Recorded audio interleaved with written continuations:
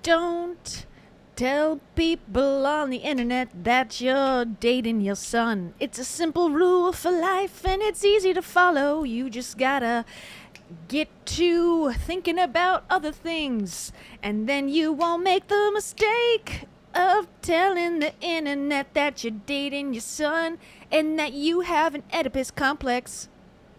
That is what we're talking about. Yeah. Accurate song. Song at the beginning of the show? Whoa. What's going on? Wait, what? Oh, wait, you still can't hear it. You still can't hear it. And I was miserable staring out at my pool. Aren't we all? Aren't we all, darling? It's okay to cry. It's a sad day today. I'm choosing sadness today. How about you guys? I am not emotionally stable. I'm spending too much time working, too much time giving. I'm spending too much time working, too much time giving. Combo soundbite. Welcome to the show. We have a doozy for you today. A doozy of a day. We are going to talk about boy moms, specifically one in particular that is maybe the leader of the pack, the leader of the boy mom MLM. She's at the upline. She's the top of the pyramid. Boy mom. Her name is Jenny Mollen. Okay? Mollen. And she's got a lot to say on the topic of being in love with her son. And I mean what I say when I say she's in love with her son in a weird way. And I don't love it. And she's had a chance to address it because people call her out in the comments of a post and that she made. We'll go over it. But that was just the tip of the iceberg, so it seems. There was actually more posts in the past that raised similar eyebrows, some may say. And we're going to go through it. And then we're going to hear her address it a couple different ways. And we'll talk about it. So who the heck is this person? I'd never heard of her in my life before this controversy came out. But of course, she's an influencer of sorts and an actress. Her name is Jenny Mollen. She's got a Substack. We'll get to that. She's got a vintage shop. Interesting. And she also is followed by Gabby Bernstein. So, you know she's spiritually chosen by the universe to be better than all of us. But her biggest claim to fame, unfortunately, I think, most people would know her probably best for being married to the guy who puts his you-know-what in a pie on American Pie. And quick side note about that movie, that was like my first big lie. I told my neighbor when I was like 7 that my parents had requested me to come over to their house to get the movie American Pie because they wanted to watch it. It was R-rated, and I watched it alone in my room secretly. And then my neighbor told my mom that, oh, did you like American Pie? And she's like, what is that? And then the gig was up. So, the gig or jig? Either one, it was up, and I got in trouble. So I really wanted to see a raunchy American Pie movie for some reason when I was 7 years old. Let's unpack that one, shall we?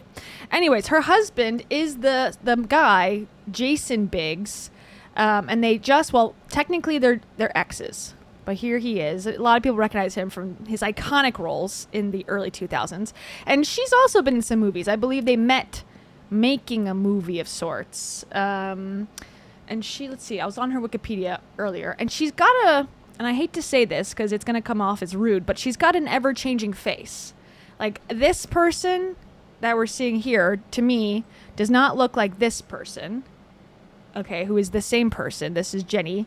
And then she looks totally different than this person who is, who we're going to be, not that person. That is a different person. Okay, her. She looks like Gabby Bernstein's twin, actually. To be honest, I see why they follow each other. So anyway, she just looks like a bunch of different people in the same person. Because this looks like a different person, too. This looks like me, for gosh sakes. Anyway, so they recently got divorced. Doesn't really matter to the story too much, but just so you know, they are exes. But this came up. Actually, it is relevant to the story because she's going to claim that the backlash came in part because she's now a single lady. And that's why people hate her now, as opposed to just accurately responding to the stimuli that was placed in front of them against their will. Okay, so she was in Crash, which was a Oscar winner, I believe. She was in Girls. She was a New York Times bestseller. She's from Phoenix, Arizona. I wonder if you know who knows her. She went to UCLA, blah, blah, blah. She was in some stuff. She was in some movies. She wrote a play about her dog. Amazing. They got married in 2008. They were together for like 18 years. They have 2 kids, 2 boys, also relevant to the story. And now she's single and she's ready to go on people's podcasts and post about her son. Okay, so let's start in the past, and then we'll go to the current controversy, and then we'll go to the podcast. Okay, so here is the first one. This is from 2024. So she's one of those moms who puts the emoji over the kid's face, which I appreciate. You know, there's some argument to be said that I hear a lot on the internet. Like, if you're going to post a photo of your kid, like of you and your kid, and you're going to put an emoji over it, don't even post the photo in the first place. Like, do we really need to see you singularly standing with your child with a covered face? No, we don't. But, you know, let's give people credit where credit is due, I suppose. Let's see, son photos. Okay, but and the photos are fine. Whatever. It's a picture with her and her kid. The caption, though, is what everyone is, again, going, what is wrong with you? Oedipal complex, but make it fashion. Okay, if you're not familiar with the Oedipus complex, that is when the boy kills, the boy, the son in the story, kills his father and then has a relationship, like a romantic relationship with his mother. And it's become somewhat of a psychological phenomena of, you know, wanting to deep down be with your parents in some way. It's a very odd thing to even joke about, and bizarre. And again, if this was a one-off, didn't really make a lot of stir at the time, but in context, it's just another head scratcher, right? I can cut a bitch. That's what the internet was saying after they put the pieces together. Okay, so this was the first one. Weird. Very weird. Now here's the second one. Okay, so it says she was criticized for sharing photos of herself lying on top of her 12-year-old son in bed with toxic boyfriend caption. Okay, so here's the pictures. So I'm going to say on their own, and I'll go in the middle. Without the caption that we're going to read, it's still weird to me, to be honest. These do come off to me as romantic-y to me, and it's a little bit odd. If it was just posted and said, I love my son so much, I think it wouldn't have been a big deal at all. It's almost like, it gives me the same feeling as who's the Tom Brady kissing his kid when he's getting a foot massage, like a little too long to be considered normal. But, you know, it's like, okay, well, I feel uncomfortable, but that's not, you know, I'm not in their family, so whatever, you just let it go. But the caption is what really set me off and others. Okay, so here's the article. So, okay, so they're describing the photos. A source told People, the picture is nothing more than a mother hugging her 12-year-old son, and anyone inferring anything else should be ashamed of themselves. Okay, no. Commenters pointed out that Mollen's original caption was different from the simple period that she then replaced it with, so she deleted the caption after she got backlash. As one person mentioned the caption in question in the comment section, Mollen responded, I said your eldest will be your most toxic BF you ever have. I stand by this. So that's what she said. Your eldest son will be the most toxic BF you ever have, meaning boyfriend, and I stand by this. User said this is creepy and wildly inappropriate. Yes, this is so disturbing. I hate everything about this. That gives super creepy. However, one commenter which is probably her burner account, said, "She's not doing anything wrong. That's her son. That's his mom. We already know she a lot and eccentric. I love her." Okay, that's her son. That's his mom. Yeah. So why are we saying that he's my toxic boyfriend? Why are you saying that's my most toxic boyfriend? And like, there's just an air of oddity to it all, to me. So the two kids, 8 and 12, that's with her ex-husband, Jason. And they're doing great, even though they've decided to break up, yada, yada, yada. She said, so Mollen said she was shocked by the response to the shots of her. And again, it's not just the shots, it's the caption as well. She's purposely leaving that part out. And it says, it's like, because I'm getting separated, because I'm not protected by the institution of marriage, I'm suddenly like a different kind of target and what I'm posting. Like, this is absolutely jaw-dropping. A photo of me hugging my 12-year-old child is getting ridiculed. Okay, that's purposely, and this happens all the time, purposely ignoring the point of why people are upset. Being like, I don't know. There's not even a great example. Someone, you running over somebody and saying, well, it's not my fault I have a car. Why are people so upset I have a car? It's like, it's not you're mad that they have your car. It's because you ran over a child, It's like you're missing the point purposely to make it sound like everyone's being crazy. But in reality, it's, no, people are saying, why did you call your son your toxic boyfriend and then put a very romantic-esque photo of him on your Instagram? It's very bizarre. And don't lie that you don't know that. You're an intelligent woman. Come on. I don't know. I haven't heard her speak yet. We'll decide if she's intelligent or not. But it seems like she's successful. So come on. Get a clue.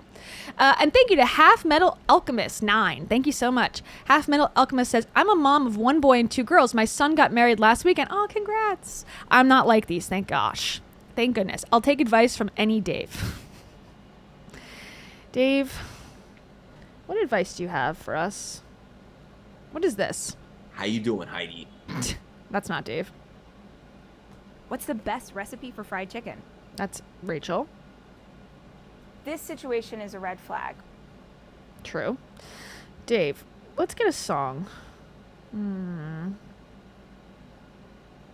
Your face to face with me and I to you. I took a pill and a Ibiza. No, I didn't take any pills. How are we gonna do it if you really don't? None of these are Dave. By standing on the wall. This is Matthew Get your backs McConaughey. up off the wall. Yeah. Does she work? Unsure with Jenny. I just liked being able to get away with whatever I wanted. There you go, Half Metal Alchemist. None of those were Dave, but imagine that they were. He's somewhere in here, but I don't know where. I thought I added him back, but I guess not. Thank you so much. Okay, so that is the last time there was controversy. This is from 2025. And Jenny said, I posted a while ago, this was maybe 6 years ago, that I was holding my son. We were in the kitchen playing and we were rocking him back and forth. And for whatever reason, he slipped through my hands and his head hit the hardwood. Okay, so she dropped her kid on accident and she regrets sharing that story. They went to the ER. Everything was fine. The actress then shared her story because I felt like it would be, I don't want my Instagram to seem like I'm only giving you highlights of my life. And now when you search her son's name, it's the first thing that pops up. And she regrets it because if you put his name in Google, I hate that. And then she says, Kelly Ripa says, mom shaming is like a sport, I feel. It is. So that was hard. I don't feel like him seeing the headline, how salacious they wrote it. I wish I hadn't posted it. Salacious? It wouldn't be salacious against your son. It'd be salacious against you. But okay. So that's the scoop. Okay. And so there's been 2 responses by Jenny. So one is the podcast. That's what we're going to listen to, where she looks like Gabrielle Bernstein on the Not Skinny, but Not Fat podcast. We've run out of names for podcasts, apparently, and we're now scraping the barrel of ironic phrases. Not Skinny, but Not Fat podcast. It says 10K views. It was posted a month ago. The first comment is, not a single brain cell was used in this entire conversation, so it's gonna be good. Okay, so that was one of her responses, and then also she made a response on her Substack that I unfortunately had to pay for to get this article so we could read it. And this is from her Substack that she posts often to, called The Best Friend Experience. Okay, it cost me $8. I'm going to cancel it after this. The love that breaks us. What strangers saw as scandal, I saw grief. Okay, and she has another one. How do I search on here? I'm not a Substacker.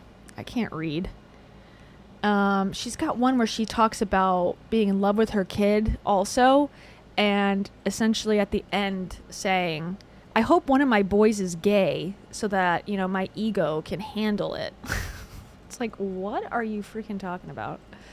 She has, it's not just a one-off. If it was one time, one thing, fine. But this isn't a pattern. And I find it to be parentifying. I find it to be adultifying. I find it to be, at worst, emotional incest, which is not a good thing to do to your kids.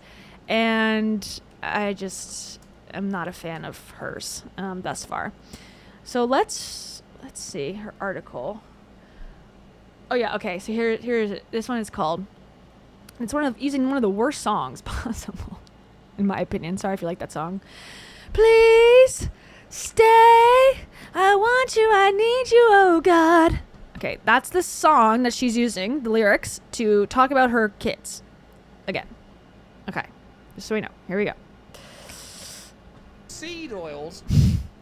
I wish she would have a blog about seed oils instead. Okay, this is from May. Let's just read it. Call me old-fashioned, but I only want my sons to marry women with dead mothers.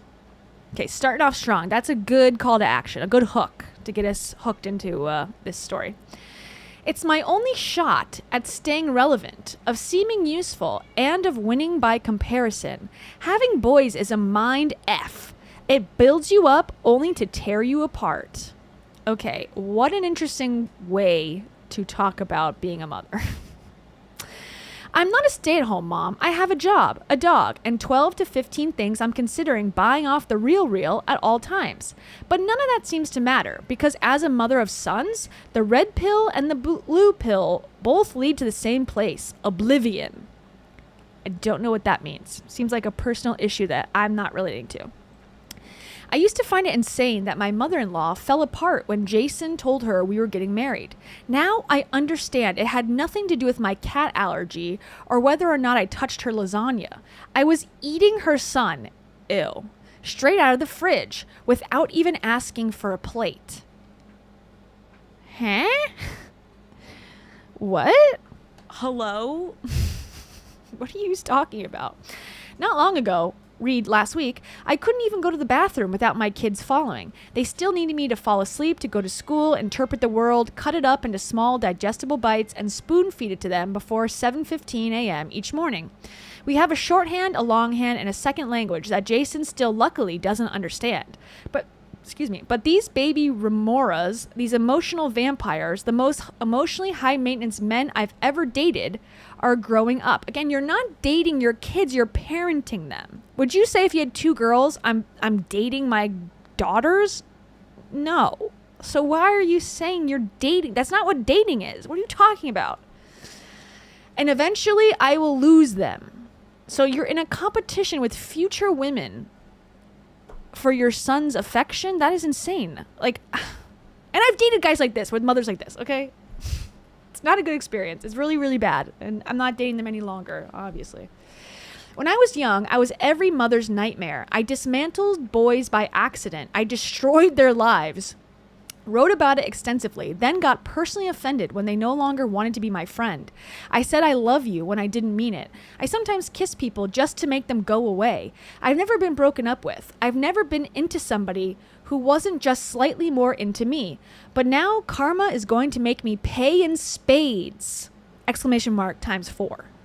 Most likely in the form of some crazy bitch who is going to weaponize my flaws in therapy and melt all my jewelry. Okay, so again, her future daughter-in-law, the future partner, potentially, of her sons, who again are 8 and 12, she's calling a crazy bitch. in advance before her children are even adults. Her mom will be the one to watch the grandkids and join them for family vacations. I'll be the lonely old woman wandering the Grove on Fairfax, waiting for my 5 p.m. table for one at the effing Marmalade Cafe. Several months ago, my eldest was texting with a girl. She was 12, but I could already tell my brand of toxic. Hey, leave each other alone. Loretta and Taro are working out their differences. It's a packed house here at Shakia. Okay, so she knows too much about this texting conversation, in my opinion, already. It's good that you know who your kids are talking to, so they're not talking to predators on the internet, but I'm also unsure as to why you're competing with a 12-year-old girl. But okay. I could already tell my brand of toxic. She was bossing him around and using big words, and he was utterly spun. I complained to Jason that I wanted to intervene before he got hurt, and that she wasn't even hotter than me. She wasn't even hotter than me? What are you... She's comparing herself, in this context, to a girl in the 7th grade. She's not even hotter than me. Are you okay, ma'am? But Jason insisted. I let him make his own mistakes. Okay, sounds like a good parent. Sounds like a non-insane way to think about this situation. Okay? And objectively, he's right. But as a mother, you want to shield and protect and fiercely defend the thing you've devoted your life to shaping. It also sounds like you want to kiss him in an inappropriate way, unfortunately. There is so much anticipatory grief wrapped into motherhood, it will trigger even the most well-adjusted of women. But the abandonment we eventually endure as boy moms is uniquely cruel because it begins as worship. They arrive obsessed, dependent, adoring. They think we're magic. We think we are magic. Okay, this sounds like possibly the reason for your divorce. Maybe I'm understanding why there was a divorce. Because if this is what you think your sons are here on this earth to do, is to worship you and to make you feel like a queen, I'm sorry. That's not what their soul contract is. Okay? We spend years being the center of their emotional world, only to slowly... And again, if these were girls, would it be different? You don't think little girls adore their mothers and want to... need just as much love and adoration in return and help and dependence? It sounds like, no, these are just the boys. The girls are annoying. The boys, though, they're good. We love them. We spend years being the center of their emotional world, only to slowly watch them build one without us. If that's all kids, if they're well-adjusted. If we do our job correctly, they leave. That's sort of the evolution of all things. And maybe that is the harder pill to swallow. Maybe the tragedy of sons is also the gift, the temporary delusion that you can be all things to another person, that there is no competition for their love, no caveats to their devotion. You gotta fix these issues, girl, in therapy. Please, please. Today, they're still little. They still crawl into my sweaters and into my sheets. They still need me to open milk cartons and operate on invisible injuries. I'm still in it, but also somehow outside of it. Fully aware I am living through the longest goodbye of my life. I pray that at least one of them is gay. Which, what does that even mean? What if one of them's gay, what does that mean for you? That you can be his girlfriend? Truly? Like, you can be the real woman in his life? And also, if he's gay, what, that person doesn't matter? That you're number one because you're a woman? I don't know. It's such a bizarre stance. And again, this is before the controversy happened. This is before she posted, I'm with my toxic son, my toxic boyfriend son. Okay, let's go to the podcast, and then we'll come back and we can read this because this is about the backlash, so we can read it after. But I want to have you here, and I pulled this up for later at one part that's going to come up because it really reminds me. And I watched the whole interview earlier today while I was working to find this moment, and then I found it later in an easier clip. But Mary Kay Letourneau, very different story, has nothing to do with this lady Jenny, but the way that there's something that she says in this podcast that really reminded me of Mary Kay Letourneau's mindset, and we'll talk about it. So anyways, so let's watch the Not Skinny But Not Fat podcast. I follow her because, like, Gross, Jenny. should I unfollow? Unfollow. Okay. This I just is- comment. By the way, back and I do forth. this to people. I literally make people. Literally? I'm like, open your eyes, Jenny. Amanda, You're back. my birthday twin. Is this the second or third time? So I guess that was their cold open. I don't know what they were talking about. That had no context whatsoever. And now they're just starting from the beginning. I mean, I don't know. We've had so many of these. We've had. I a had lot you of on these. too. When You had I me. came to your like.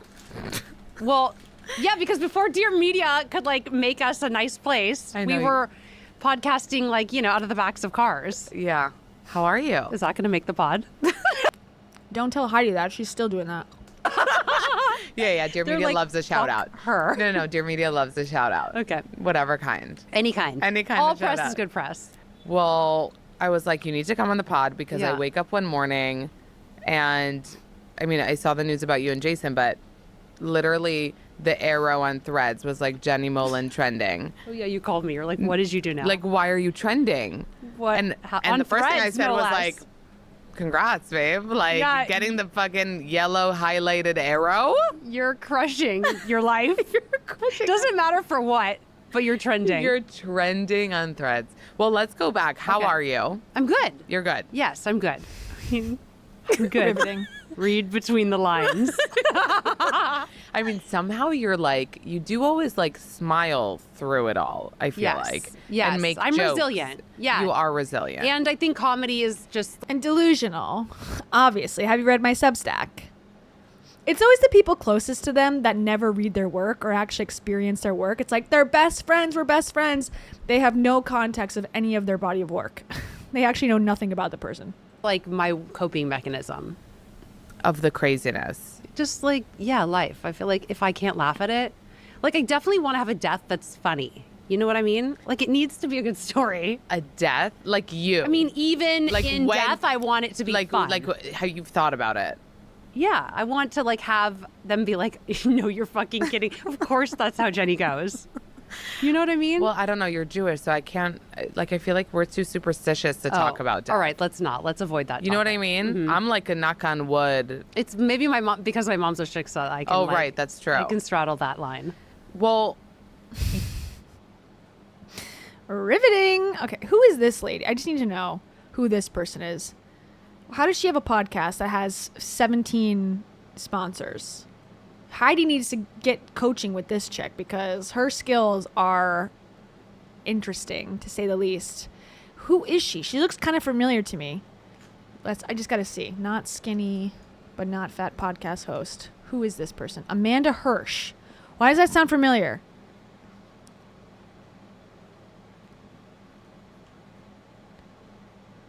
A viral social media brand. Go-to source for what? Who is this? Sorry.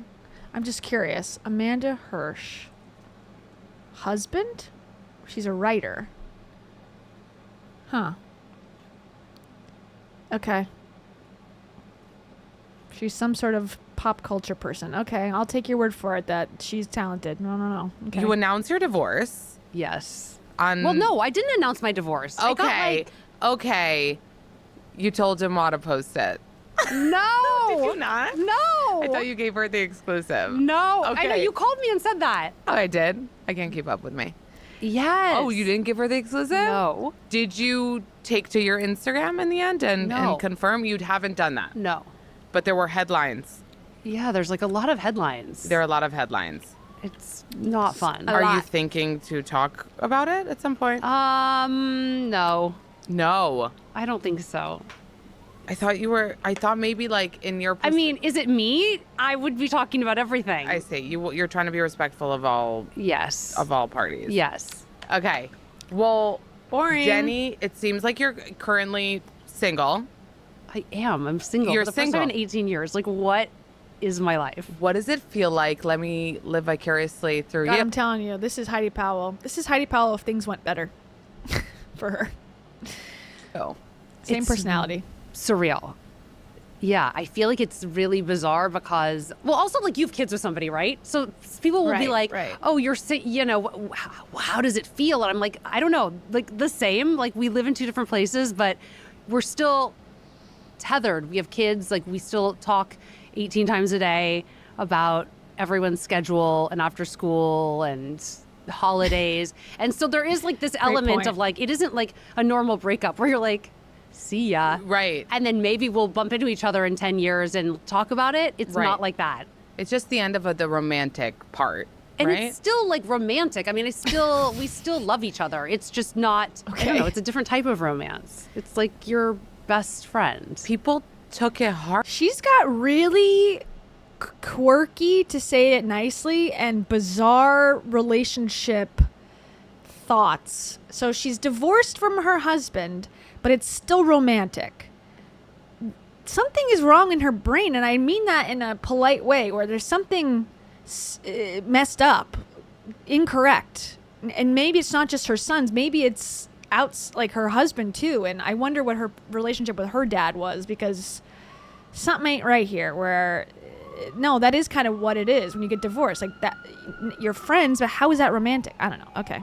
Hard, right? Yes. Because you are They're coming a couple. to take me away. We're a couple. Yeah. That people would never. I don't think if they, played bingo, they'd be Right. like, "This is a couple. I predict won't stay together." Right.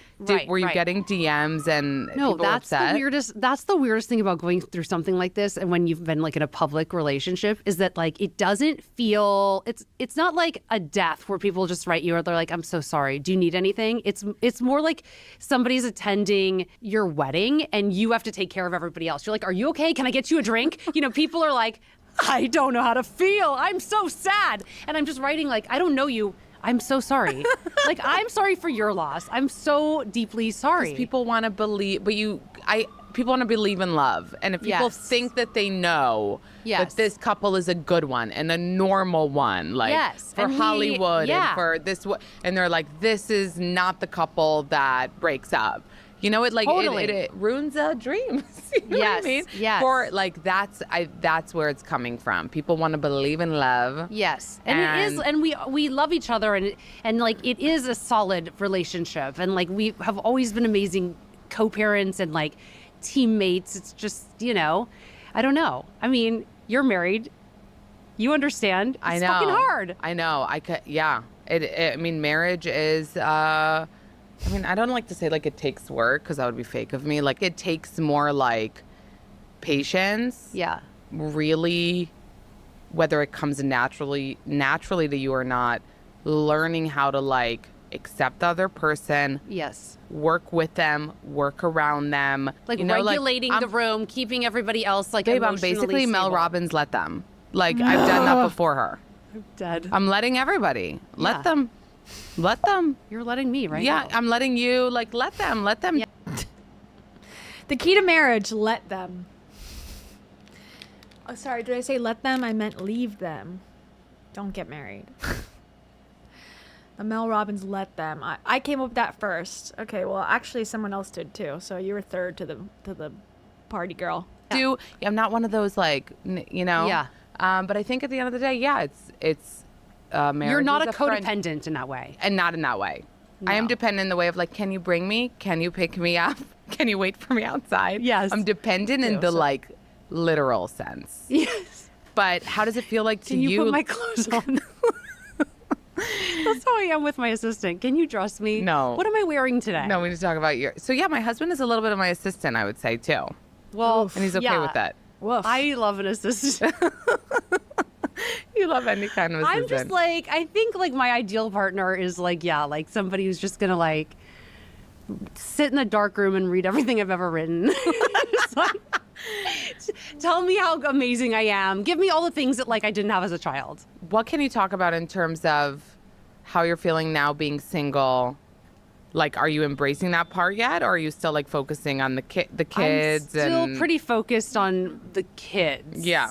Yeah, she's dating them, actually, as she said, and that she hopes that they're gay, so that she can continue to date them for longer periods of time. Of course, she's focused on the kids. Some guy, thank you so much. Some guy 0001. Some guy says, is this what the kids call Delulu? Yes, for sure.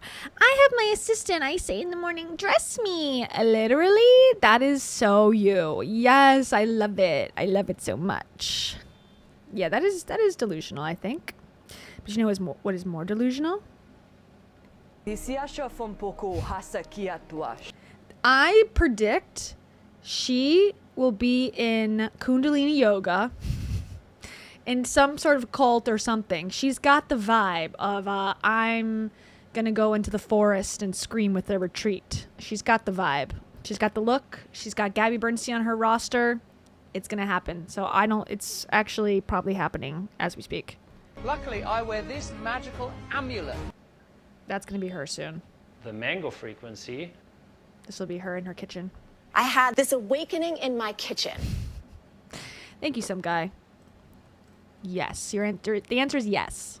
I don't know how to be single. I don't think I feel like if I start dating someone, I'll be like, I'm your wife now. Because I don't actually know. Right. And the weirdest thing I've been talking to people about, like, being single today is nobody's like actually having conversations. They're all staring at their phones. Right. They're all fucking like, I don't know, playing this texting banter that there's nothing behind it. It's not real. Well, are you going to date the chef from Orange? Oh my God. First of all, that you go every day. People cannot get a reservation, and you're flaunting this restaurant every day in your stories. Yes, I basically live at Orange. It's true. And they have a pop-up on this weekend if you want me to get you bagels with all the spreads. Yeah, Nadav has been a good friend of mine since, like, he was at Shimone. Oh, right. And by the way, Nadav's wife has also been to my house. Oh, I've given her married. a Chanel jacket. Okay. So, like, Okay. I feel pretty safe in that relationship. I see. Okay, I didn't know he was married. Yes. I haven't done the deep dive. Yes. Okay. I know. I said, Nadav, everyone's going to think that we're, like, fucking in your, like, freezer. Which is true. It is what's happening, but we don't want people to know. So stop posting that you're here every day. Well, I can't do that. And you're like, no, I just love the restaurant. No, I'm just in it for the hamachi crudo. No, first of all, like, people I'm just don't kidding. understand. No, he's amazing. He's like a good friend of mine. Like, I think people know that you're like a kookalook. Yes. But like, you truly are. Like, when I talk to you on the phone and you have This girl's voice. I'm sorry. Kookalook is a great term, but the way she's saying it sort of ruins it for me. Everyone knows you're a kookalook. Reminds me of the girl from Laguna Beach, Kristen Stewart or whatever her name is. Kristen something.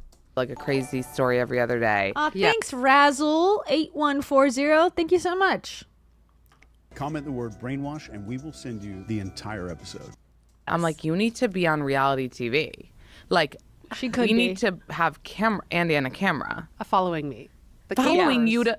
She wakes up in the morning. Sometimes she goes and knocks on Dr. Oren's fucking office and is like, let's do some tits. Like, you did that. Let's do some tits. Didn't you do that with your mom? What did you do with your mom? My What? mom Not had tits. like a facelift. Right. Or like a corrective whatever. And he did my boob lift. Right. It was boobs. Yeah. Yeah. Yeah. But you just, I feel like, wake up in the morning and that's my opinion. They're like, let me get you an appointment for like 6 months from now. I'm like, how about in 10 minutes? Because now I'm here. I'm ready to go. I need to be bumped to the front of the line. Would you do reality TV? Oh my. Oh, so she's insensitive and delusional.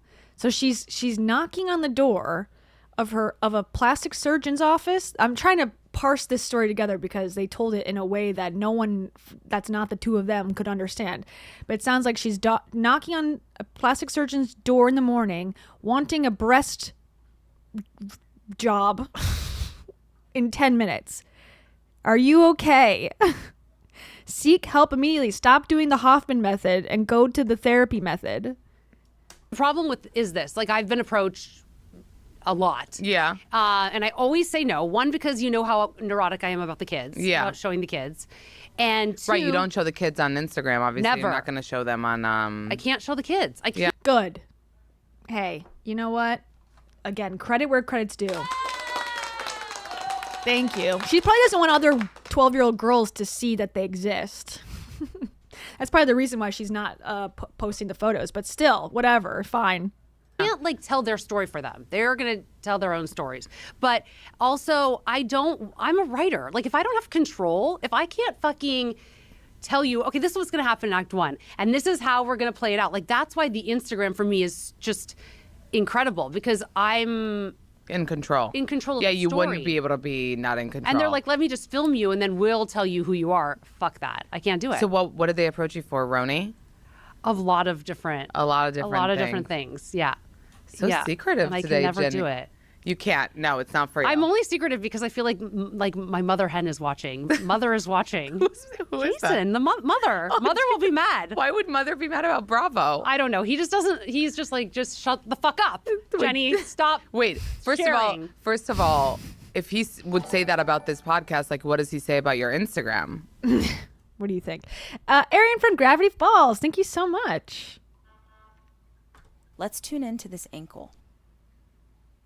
Ghosts, how does that even work? Great question. So I just Googled it to see if she's into anything spirituality-wise.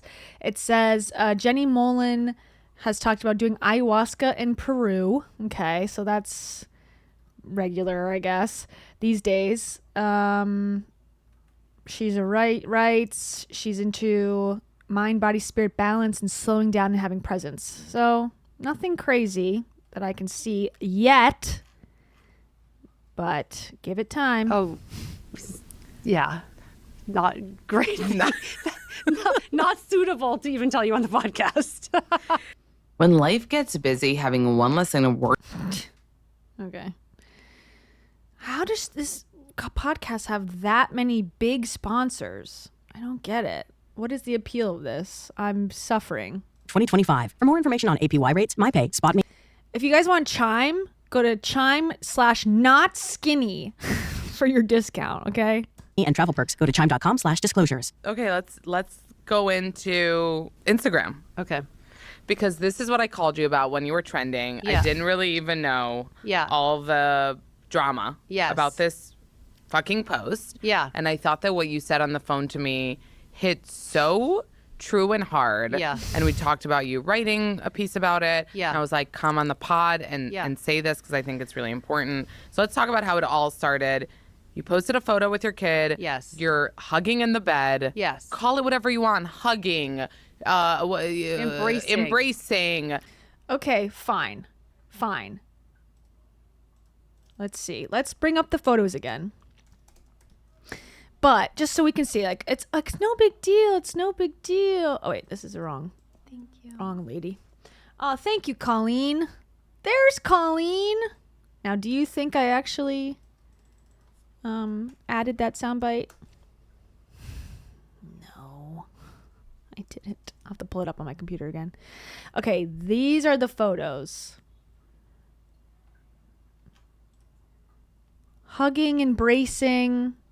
And again, in the context of the caption, very important. So draw your own conclusions. Don't let me, influence you into thinking that that's something that it's not. This is the photos. Okay, so when they say, it's no big deal, we were just hugging, it's like a mom and son moment. Kind of, but also kind of creepy. And if this was a dad and a daughter in the same poses, it would also be kind of creepy, in my opinion. Colleen, thank you so much. Colleen says, I'm meal prepping and having to turn around to the screen and say, what? Yeah.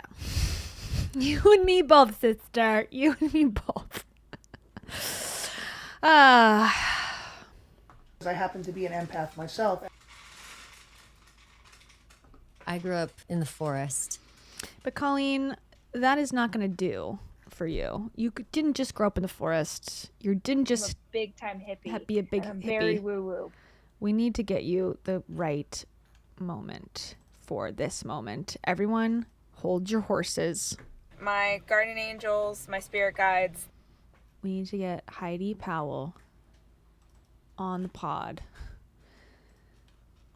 There's Colleen. Ready? There's Colleen. Yes! Nailed it. Thanks, Colleen. Yeah. Who took these photos? I'm assuming her assistant or her ex-husband, I guess. But while they talk about it, let's look at these photos. toppling, whatever the fuck. Yeah. Caption was your eldest child will be the most toxic guy you ever date, which is true. Okay. I don't understand what's wrong with that. That's so normal. That's such a normal thing to say about a 12-year-old boy, that you're dating him and he's toxic. It's so normal. Don't gaslight us like we're completely out of our minds for thinking that this is off and bizarre. Do not get on your podcast about not being fat or skinny and tell me that it's raining and then pee on my leg, okay? Amanda and Jenny. I'm going back because they're going to look at the audience like we're all freaking idiots. What's wrong with that? This insanely creepy thing you said. So normal. Toppling, whatever the fuck. Yeah. Caption was your eldest child will be the most toxic guy you ever date, which is true. Okay, those were the exact words. Yes. So people don't then twist it or anything. Which, if you have a son, you fucking know that. And okay. What do you mean? If you have a son, you know that. They're the most toxic boy you're going to date. You're not... Okay. And I can explain what that means. Did you notice from the beginning that this is going on, like, the wrong side of Instagram? This is being taken... Like, you could tell right away, right? When the comments I think Caroline... Not to throw Caroline under the bus, but somebody attached my Instagram to my Facebook. Okay. And Facebook is a different... demo of humans. Yeah. Okay. And I think that's where it started to like get this weird traction. Because the Instagram people know you, follow you. Yeah. It's like this is the joke I've been making forever. Like I'm in this dysfunctional relationship with like a guy who's like, you know, can you hold my head while I like vomit into the toilet? Can you wipe my butt? Can you give me a full body massage before bed? Yeah. Can you? I wonder why. I wonder why he does that. Probably because, I don't know. It's a weird dynamic that you've imposed onto him. This explanation is making it worse. You know, be a deer and put more ice in my water bottle. Like, this is the treatment. Or Noah, who grabbed my butt and said, there's a lot of fat on this butt. And I said, you're not wrong, Noah. Yeah. So yeah, another example, right? Just toxic. Like, use and abuse me. And I'm still like, is he gonna call? Like, I was never that girl. I've never been in that kind of relationship. First of all, I already think of, is he going to call in 20, 30 years? I'm not even, is he going to call today? Right. I'm worried about him not calling. No, I'm going to be banished 20. to voicemail for all of eternity. And I'm just going to be like, I'm going to keep psychodialing. I'm going to be like, girl sending texts. Are you mad at me? Like, I am going to be my worst nightmare. And this is a joke. Let's just say it again. And you know that I love your writing. Yes. And I followed you for years, even before we met. And no, she's not talking about Jason. She's talking about her son. For the record. And this is part of your humor. This mom, shtick. dictator lunches. Yes. Dictator lunches. He's the dictator. And I live in this like autocratic regime. Okay.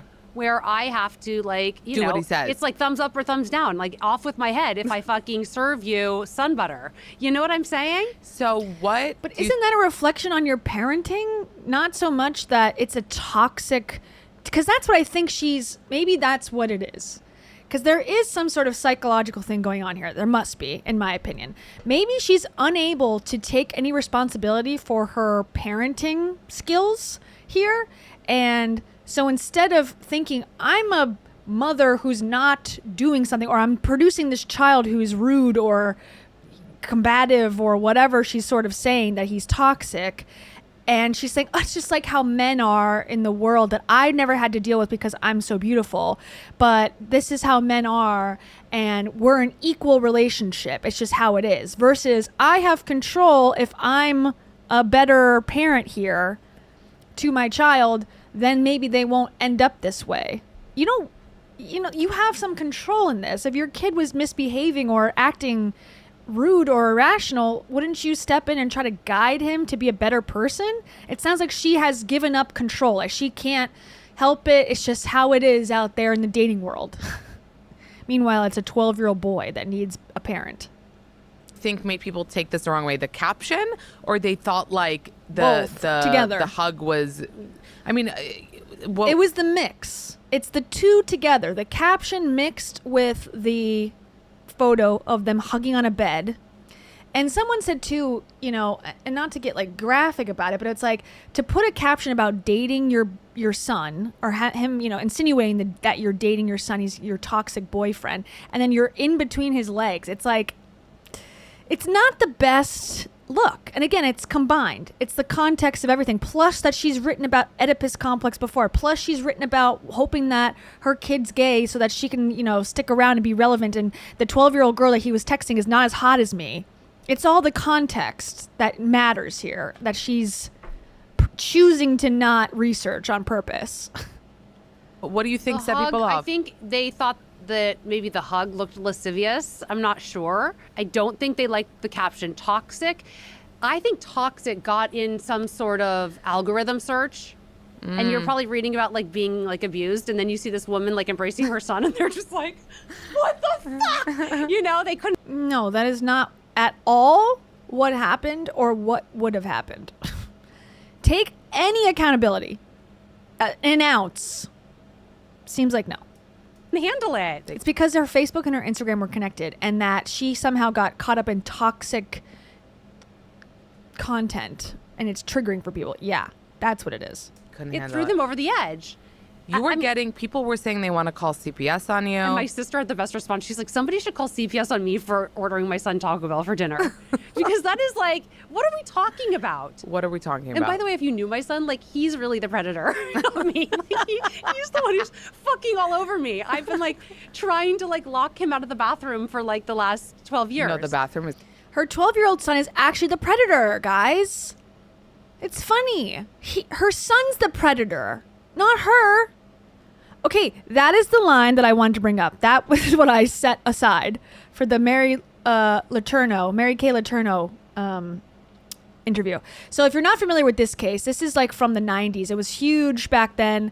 It was a 34-year-old teacher who had a student in the 2nd grade. They met later when he was like in the 6th grade, when he was 13, and they started a relationship, and she went to prison, got pregnant with his baby. It was a whole scandal back in the day. She served jail time for it, thankfully. She had 4 kids of her own before she met this boy, and they ended up getting married and having their own kids together. She recently died of breast cancer, I believe, but they did an interview with 60 Minutes, I believe, in Australia, and this is the first time the two of them sat down, you know, as adults to talk about things. And there was a moment that went viral back, this is like 2 years ago, this interview came out, and it reminded me of, no, my son is the predator. And I know it's a stretch to connect these two, but it just reminded me of it, and so I wanted to play it. So this is the interview. You were the adult. You can say that. I am saying that. I was by age. And Let's just by say maturity. that. You maybe. You were a teacher, Mary. You Doesn't can't say I matter. was immature. But you don't know him. No, but I don't need to know him in this discussion. He's the child. Who was I'm the talking boss? about you. Who was the boss? And he was 13 again at the time. When she was in her 30s, interested in him, he was 13. And this is how she's speaking about her husband now. And before he was 13. I need to know him in this discussion. He's the child. Who was I'm the talking boss? about you. Who was the boss? What was his name? Who was the boss? What? Who was the boss back You know, then? there was me pursuing you. But Who was the boss back then? this is ridiculous. No, This who is was? ridiculous. Who was? Just say. Just say. Who was the boss? All I knew was what I knew back then. But who was the boss? He was 13, Mary. But who was the boss? This is getting weird. Who was the boss? Who? I'm pursuing the relationship. Who was the boss? Well, I was the pursuer. Yes. Mary, even as you're But- hearing this now, come on, he was 13. Doesn't matter. It absolutely matters. Oh well, flaw me. Oh, well. But there is a similarity. I'm not crazy, right? That had the same vibe. Like her saying, you guys don't even understand. My 12-year-old son's the predator here. Who was the boss? Well, you're the adult, so you. I don't know. I really do think it's some sort of brain misfunction, misfiring, some sort of trauma response. Something is wrong, because the fact that in this interview, this woman can't see the error in her ways, on a much less serious to be fair, she's not criminally charged with anything here. Okay, let's keep it within reason. But she doesn't see any problem, not a lick of understanding of people's concerns about why this could be construed this way. She has not had 1 ounce of regret, not a sliver, which makes me feel like she doesn't know the boundaries or of what's inappropriate. And that's concerning to me, personally, on a serious note. Okay, continue. It's crazy. He just when wants you just want to go my to the undivided. bathroom. But I do think it has to do with... Yes, this was very important. When he said this to me, my mind was blown. I think that if I had made this joke a month ago, 2 months ago, it would have played differently. When you were married. Because, and I'm still married, but I was publicly with a man. And I think that there's something about a woman who is not attached to a man that somehow reads as a threat, dangerous. She's... First of all, this is... What the hell are you on? Again, it's everyone else's fault, and she's the real victim. She's the victim of her son. She's the victim of Instagram. She's the victim of her assistant that did the wrong thing on Facebook. She's the victim in all of this. And I did not know this lady from a hill of beans, or whatever the phrase is, previously. I don't care if she's married, divorced, widowed, polyamorous. I do not care. It's still inappropriate and bizarre what she's doing. So to make this a feminist women's issue drives me up the wall. Do not include me in this mockery of whatever you're doing. Really important what you're saying, because stop and think about it. Jenny has never gotten shit about this subject. She's been making the same joke for years. Wrote for fucking Parents Magazine, a standing column. I've been a voice on motherhood in a lot of ways. That's what my platform was. And was you've been built making on. this kind of joke forever. And the fact that the first time it gets taken in this twisted way, and people are calling you intense shit. They're extreme. We hope that Jason gets custody of your children. No, it's crazy. We think that you are a pedophile. You're insane disgusting. for hugging sending your my son. sister DMs. Do you molest kids too? Out of control. Out of control. Maybe you should stop making the jokes that you make and putting them on the internet. I mean, I don't know what response you expected, I guess. I don't really have a comment on people bullying through DMs or whatever. I don't think that's appropriate ever, really, but I understand why people do it, because they're confronted with this stuff, and then you're asked to scroll on or ignore it. It's just, I don't know. It does garner ridicule and hate because it's weird. And then I die. They're like, Jason Biggs' estranged wife. I'm I'm literally sitting next to Jason. I'm I guess I'm your estranged fucking wife. It's the picture they paint is. But these are people that don't know you. I feel like once it gets in the algorithm, you're not in control. You're on a different... People that know you, it's like a community. It's inside jokes. It's once it's on the algo, it's on the FYP. The algo, I'm gonna use that. No, you're fucked. You're really I told you, I was like, it's already there. It's in the, and listen, I read your stuff, and you said in one of the things which they were getting pissed about, there was a line that was his girlfriend isn't even hotter than me about your son. It's just hilarious. It's just by funny. the way, and then it's she's comparing, and I'm like, wait, do these people watch stand-up? Do these people go to comedy shows? Is this a comical parenting blog and we're just not humorous? I don't find it funny, and I think that she's very serious.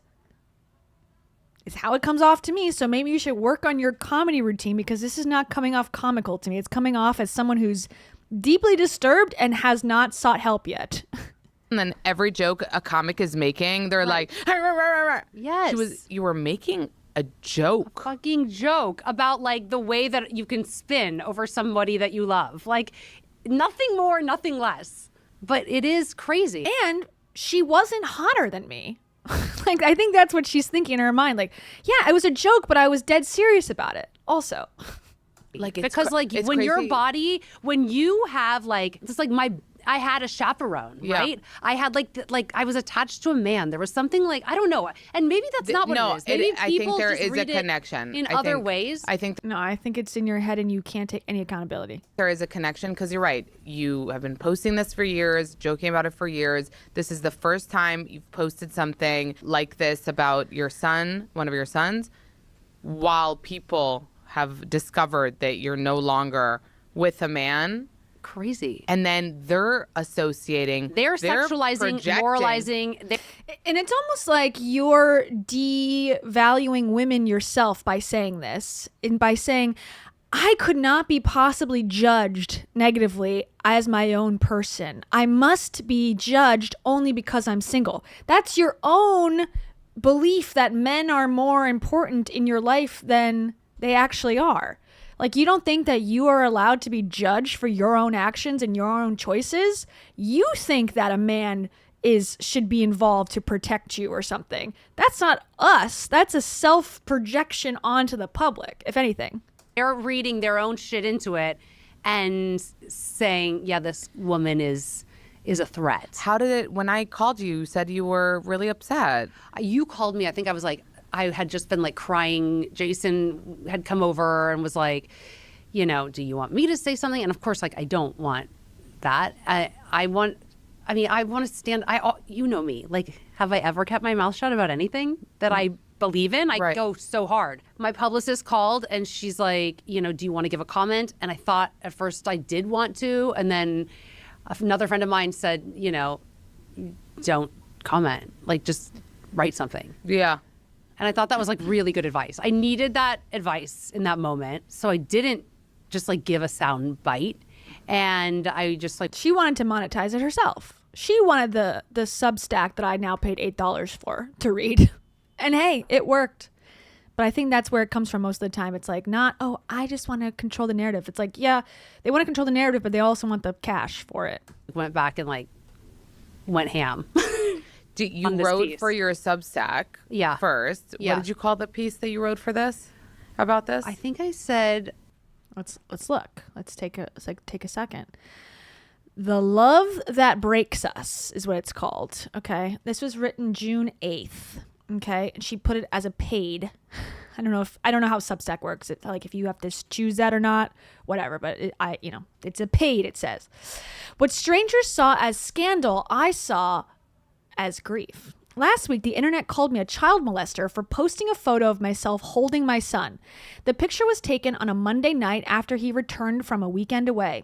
There's something devastating about realizing your children can survive without you, that they can be content somewhere else, happy even, and that the security you once felt in being their entire world was never meant to last. Okay, so here's the photo again. Okay. Somebody took these photos, I guess. Okay. My son is 12 years old, the same age I was when my mother told me she didn't know how to be a mom anymore. Okay. Horribly devastating. I'm very sorry that happened to her. And now maybe is making sense. But didn't I say some sort of trauma response? That's not your kid's responsibility to deal with. And, as harsh as that sounds, it's not.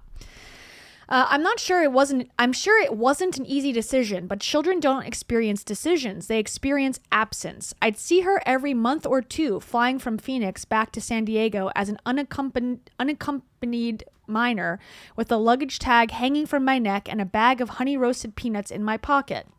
There were no emails back then, no FaceTimes, no text. We spoke occasionally, but not about anything that mattered, or maybe everything mattered at that age, and I was just still too naive to see it. I was learning how to talk to boys, how to shave my legs, how to become a woman in a world that despises women, without my mother there to guide me.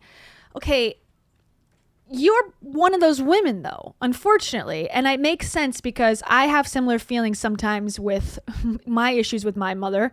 Like, it's harder to connect to women sometimes because there's like a inherent distrust there. So I understand maybe a little bit of what she's saying. And I do think in the world, people don't like women for no good reason a lot of the times. However, I do think she's one of them in her actions and the way she's treating her sons, because I just believe that if she had a daughter, it would be a totally, totally different narrative. And that is bizarre to me. I never understood how she could tolerate it, how she could sleep through the night knowing I was in another state, in another house with another woman who wasn't her. I don't think I'll ever fully heal that wound, and I don't know that I ever will. When I became a mom, I wasn't prepared for how thoroughly a love like this would break me, how it would turn me inside out and make knots for my viscera. Motherhood isn't just devotion, it's vulnerability in a form so all-encompassing that it borders on masochism. Is that true, or is that your experience because you're choosing to deal with it that way? But okay. It's handing your heart over to another human being whose entire job is to destroy it. Again, like, if you took these thoughts to a therapist, I think they would have some insights. Having a child should not be their entire job to destroy your heart. If that's how you think about it, there needs to be changes made, in my opinion. Not because they are evil, but because they are supposed to. They can't stay, and we can't want them to. Again, talking about leaving and being an adult person, that's destroying your heart. I just find that to be an unhealthy attachment to your child. I believed I could avoid, probably because her mom left her. So now she's got this insatiable hunger to keep the people in her life close to her. But that's, again, unfortunately not your child's responsibility to bear. And again, I relate to that very much as a kid whose mom had that with me, like not wanting to let me go and then feeling guilty. And I'm still dealing with the repercussions of it. So it's not easy to deal with these things as a kid. I believed I could avoid the mistakes that shaped my childhood by building a life around choosing carefully enough, by loving carefully enough, that I'd always be protected from loss. But life unfolds in ways we can't control, and sometimes the story you think you're supposed to have isn't the story that will change you into the person you're supposed to become. Okay, sounds like some Mel Robbins bullshit. I wish I could have saved my mother. I wish I could have given her the love she craved so that she could have given it to me. Okay, I relate to that line very deeply. But again, that is not a healthy way to think. No offense. Children can feel like our one opportunity at redemption in this lifetime. Okay. Red flag. That may be how you feel, but if that's how you're treating your kids, you're setting them up to fail and to feel awful about themselves. They offer us the chance to become the very thing we need to save ourselves instead of spending our lives waiting to be saved. But redemption is not the same as relief. Okay, I just think this is a very toxic mindset that is unhealthy for everyone involved. Point blank, period. Loving a child is a vomit-inducing free fall, and I've spent the last 12 years writing about it. Not the highlight reel, not the version that comes on Christmas cards or frames before you own them. The version where I'm trapped in my son's bunk bed for 10 consecutive years. The version where he demands my undivided attention only to inform me that his childhood blanket is his favorite member of our family. The version where I'm on my hands and knees covered in somebody else's blood and vomit, promising them that everything is going to be okay. The joke that offended people was, quote, "Your eldest son will be the most toxic boyfriend you ever have." And he is.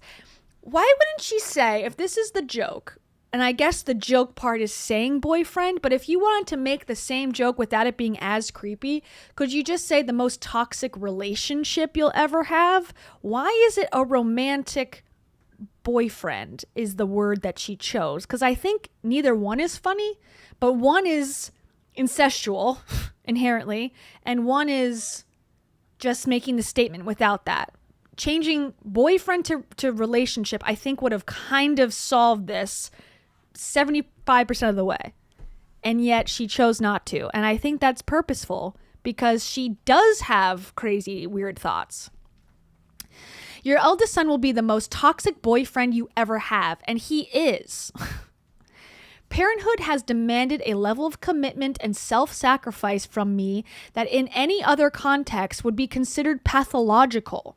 I'd never accept this kind of relationship under any other circumstances, and yet here I am, jumping through fire, constantly striving for affection and approval, waiting by the phone for a guy who can't even drive. Okay, this again is a personal issue that should be fixed or worked on or discussed with somebody who's a professional mental health provider. This is not normal. I'm sorry. I'm not a parent, but this is not a normal paragraph about parenthood. I'm sorry. It's not. I need to believe that. I've been making some version of this joke for over a decade. Again, that didn't sound like a joke. Was this a joke too? That your self-sacrifice is pathological? That sounds very serious to me. I don't think this is a joke. I think anything that people don't like, you say it's a joke. But that sounded very serious. I've been making some version of this joke for over a decade. My sense of humor hasn't changed, nor has the tone and style of my Instagram. This is who I have always been. Maybe it's not for everybody, but it is me. When I look at that picture, I see a 12-year-old boy who still wants his mother and a woman trying to hold on to closeness and connection at a time in her life when everything else is changing. Again, being a mother, unfortunately, is not about your needs. It's about protecting your kid and help guiding them through their life. It's not about him comforting you in a time of change. That's unfair to him. When my kids were young, I was so overwhelmed. There was so much they needed that it felt almost impossible to catch my breath. I spent the last decade begging for 5 minutes alone, only to get exactly what I asked for. And it has broken my heart. It will break your heart too. Okay. That whole thing, this is like my story is everyone's story is crazy. The fact that she has no self-awareness that this joke that you're making is not relatable to many people is scary that she doesn't see that. It will break your heart too. Speak for yourself, Jenny. Don't let anyone shame you for holding on while you still can.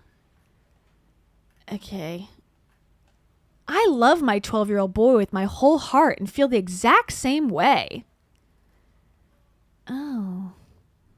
Just wait until they are 27 and 30 and have live-in girlfriends who I love, and you are no longer their safe landing place. While it is the best possible outcome, it is also so painful. I'm sad for these kids because these mothers are making their entire lives revolve around these kids. And I know at a certain point, you do need to do that. You do need to change your life and you need to prioritize your kids and make sure they're fed. And oh, thank you. Katie. Thanks, Katie. I'm connected to the mystics and the different starseed systems. $15,000 in crystals here. Katie Butenhoff. For the record. It's so quantum.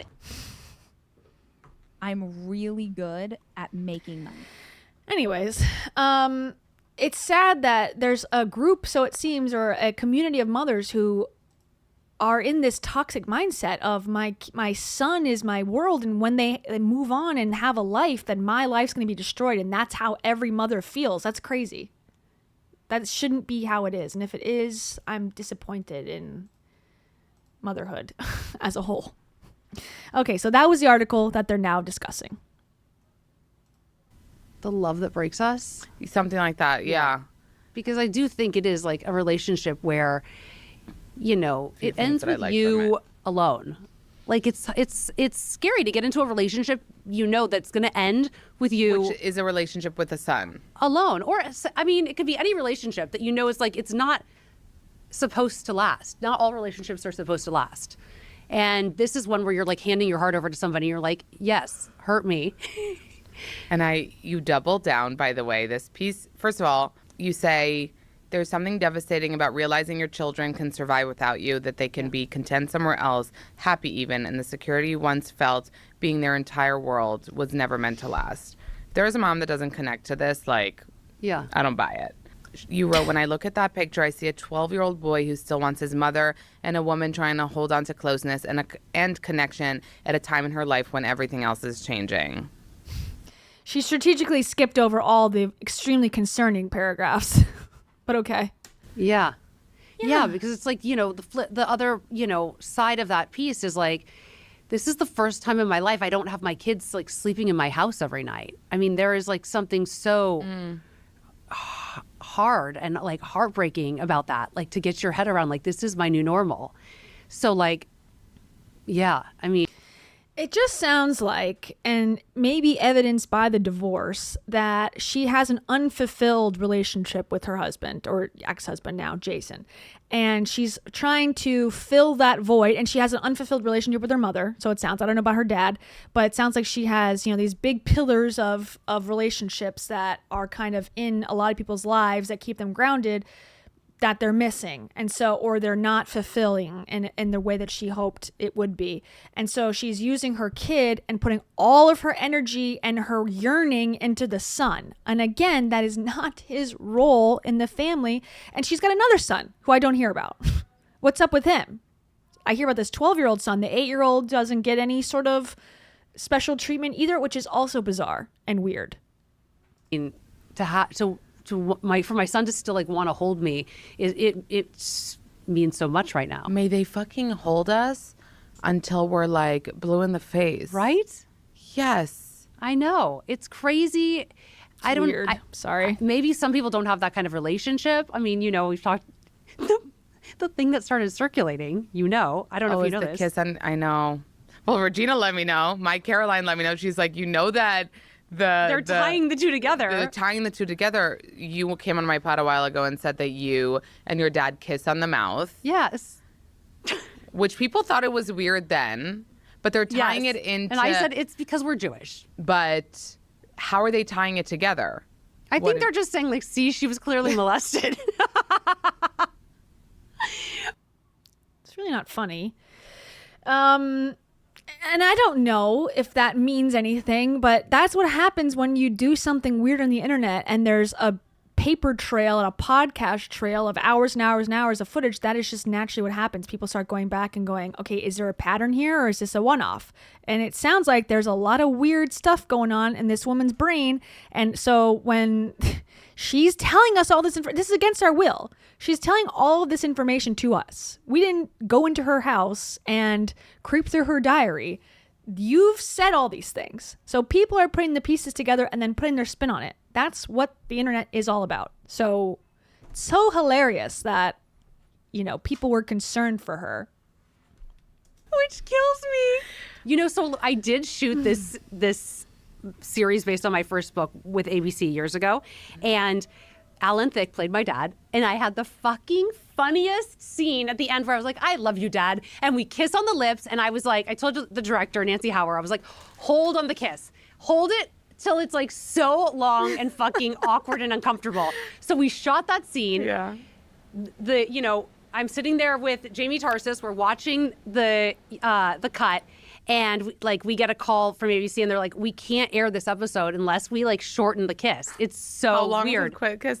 20 seconds? It was long. And I said then don't air the episode. Because it's so fucking funny. If you don't have the long kiss, it's not comedy. Yeah. So we didn't air it. You didn't air It was that? the last thing Alan Thicke ever did before he died. No. So guess what? And you got to kiss him. That's on ABC's hands. And you got to kiss Alan Thicke. They robbed Alan of that performance. Saved his legacy, maybe. He could have. Wait, what was this show called? She wants to normalize this. This is what it sounds like. She wants to normalize inappropriate family relationships. She's trying to normalize it on national television and they're telling her no. She's trying to normalize it on her Instagram and people are telling her no. And she's like, no, I'm right. And probably because there is inappropriate stuff going on with her own family or what, I don't know. But why would she be so insistent that this is not weird? It is weird. I Like You Just the Way I Am. It was based on my And it first was book. on ABC? On ABC Digital. Oh my God. Yeah. When that was a thing. Yeah, it was fun. And Busy played my sister. Busy played your sister. It was really fun. Yeah. And you were supposed to do something else. So another Thought you guys were best friends. Why don't you know this? show. No, another show. Remember with what's her name? That producer you love, Diego Pablo. Oh, with Diablo. Oh, well, Diablo was producing the City of Diego Cody. She would actually love that. I'll actually tell her that you said that. I called her Diego Pablo. Oh my! You got to have her on. She's so good. She's Wait, fun on a you were pod. working on something with her. I love that they're not touching the floor. It's just weird. We sold City of Likes to Sony, but I sold City of Likes as a. I sold that. They optioned it before the book came out. Isn't that crazy, you guys? This is how the industry works. Yeah. You sold your book before it even came out. So this is like, let's equate it to like the Belle Burden Selling Strangers. Right. But hers is just getting like that fast pickup, right? Yes. Of like, Yeah. Gwyneth Paltrow got it, ta-ta-ta-ta-ta. Uh-huh. Yours was also sold, as it are many, Yeah. right? And then what, it's kind of like stuck in Then it's like you're in development or you're, pitching different. It's like if that's the studio for it, you're actually, we weren't doing it as a film, were we? Now I don't even remember. It was a 1 hour. Then you're pitching to networks. So then it's like once a studio buys it, then you go out to networks. Yeah. And then it's like just building the package. Is it going to happen, you think? No, I don't think so. You don't think it's going to happen? City of Likes? I don't know. I mean, I don't know.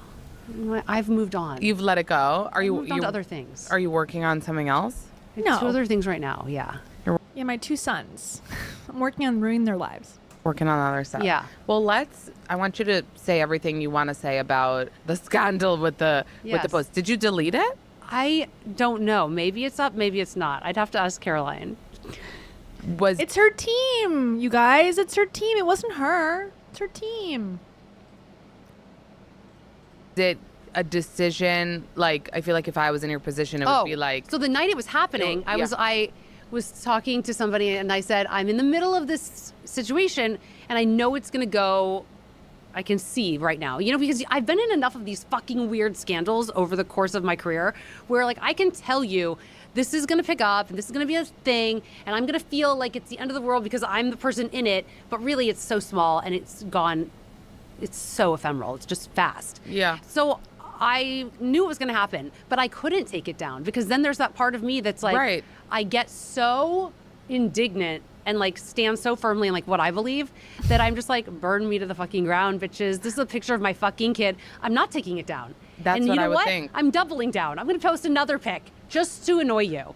And so then my sister-in-law was over there and we just started, going posting off. stories, right? Right. In your stories, you were talking about it. Yeah. And I always talk about like, I had a scandal happen where like I was kissing my cousin. Has nothing to do with anything. It's not connected. We were legally married for several years, but nothing to see here.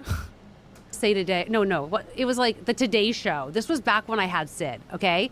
So this is like 2014. And I was posting from the delivery room, like just the way everybody does these days. But back then it was like weird.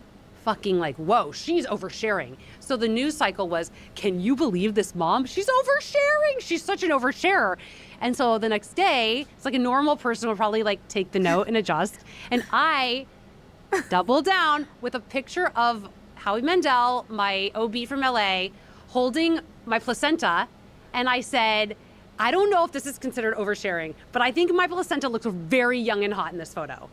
And it's just this bloody fucking... No. So another connection to young and hot. Being young and hot is very important to her. She wants to be young and hot compared to a 12-year-old girl. She wants to show off her young and hot placenta. Okay, are we seeing a theme here? She's a comedian, though, I guess. So maybe it's a funny joke that we just don't get as a society. Oh, come at me. Fucking sorry. And people did, and she hated it. So, and she doesn't even remember she took this off or not. But now all of a sudden she's like, oh, I would double down. It's like, well, did you or not? Because you were unsure 4 seconds ago. How did you get this, like, secure with who you are? Because, like, for example, Good you question. know the viral video about you talking about kissing your dad. Yeah. People are going fucking ham on it. And you're like, you brought it up right now. I'm like, I don't care. Yes, I kissed my dad. So- When he's dead, I'm going to be like, thank God I kissed him. Vacation placenta. Vacation placenta. That's good. Back to the swallowing. Vacation labia. Breast. Thanks, Angela Arnold. My pubic hair. She thinks she's so quirky and funny, and she's very good looking, I will say, but I haven't heard anything beyond that. Been impressed by anything beyond that. So many times. How My are you? sweet dad. How do the trolls and the like don't bother me. negative? How do they not seep into your soul? I And know. like My get- sister says like asks that all the how? time. How are you not like You know, because sometimes it's an act, idiot. Sorry. She's not an idiot. I don't know if she is. I can't tell. It's an act, dummy. I'll post something with so much conviction and I'll see like that annoying comment you're expecting. And as much as I'll say like, that's so annoying, I'll be like, wait, was it mean of me to say? You know, like I'll start overthinking about it. Does that not? But that's a healthy way to be, I think. It's a healthy way to be, to take someone's feedback and to consider it. And then you don't have to take it and change your life, but take it, think about it, weigh it, and then go, okay, yes, or okay, no. That is a healthy coping, not going, everyone who disagrees with me is always a troll. That's unhealthy, in my opinion. Happened to you? No.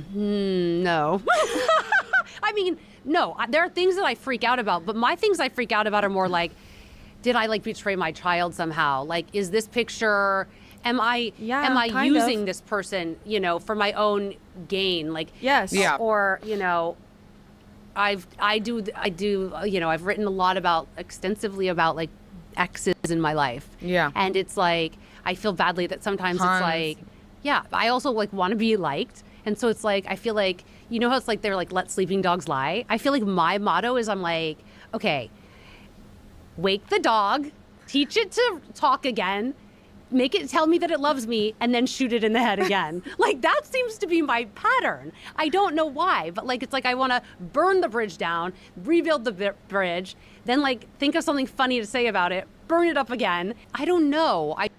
And we like this. This is the behavior we're choosing to continue with a smile on our face. The analogy that you just gave was you're going to wake up the dog, make it love me, and then shoot it in the head. Okay, do you not find that concerning in any way, shape, or fashion? Hear yourself in front of a mental health professional. Again, they can help you.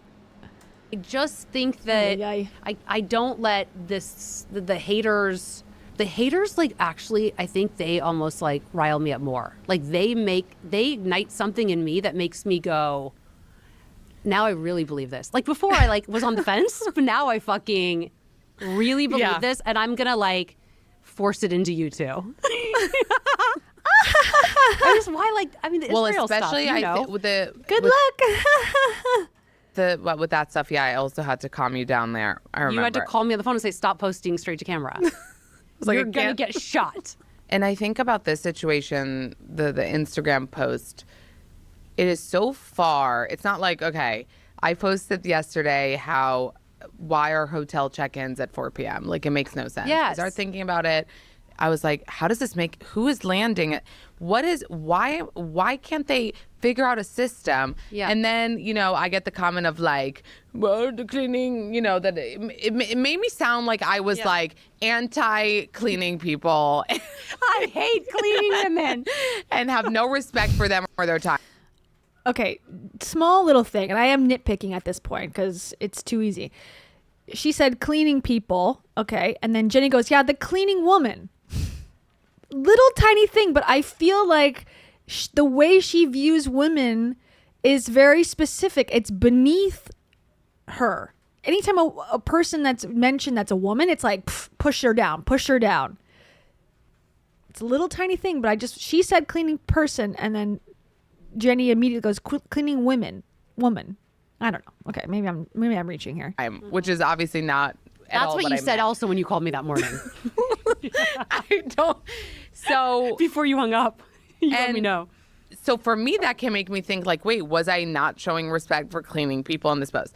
I'm just trying to give an example. For you, there's no part of you, I'm assuming, that sees these comments that are calling you these names like a perv, a pedo. Yeah. And you're going, let me think about that. That might be true. Like, you know that it's like I'm like, nobody's more afraid of predators than me. Like, literally, I won't even I never let my kids like sleep out. I was like, everyone is a child molester until proven otherwise. Like, even my friends. Except for me, though. Even though I'm the one with the biggest signs of it. Everyone else, I'm projecting on everyone else. Except for me. Yeah, that's how it works for unhealthy people. Sleep out. I was like, everyone is a child molester until proven otherwise. Like, even my friends, I would not. I'm paranoid. Yeah, it is just wild how you. And maybe you're so paranoid because you know you're capable of it. Just saying. Never know how something is going to be received. Yeah.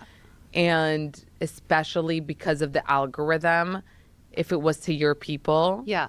I don't think any one of your people turned on you. Do you get what I mean? My people are like, have you met Jenny? Have Right. you followed Jenny? Right. Have you followed Jenny? You're insane. Like, she said so much more wild shit than this. Way worse shit. Like, don't go back is what we're saying. Like, don't. What did we say? Oh, That's what I told you on the phone. That's the thing. So This is what I told her on the phone. Go. You say it. You say it. I'm like, Jenny, you go back. Start deleting everything because there's such worse shit you've said. I was like, there's such worse shit. This is fucking nothing. And they're going to find it, Jenny. Yeah. I was like, they're going to fucking find it. And they're going to realize what a real whack job you are. That is so funny. She's like, I love the attention. Please do more exposés on me. Yeah, she's got whatever Heidi Powell's got. They got the same. They should go to the same doctor, but they're not. And I guarantee you didn't do You've that. always been.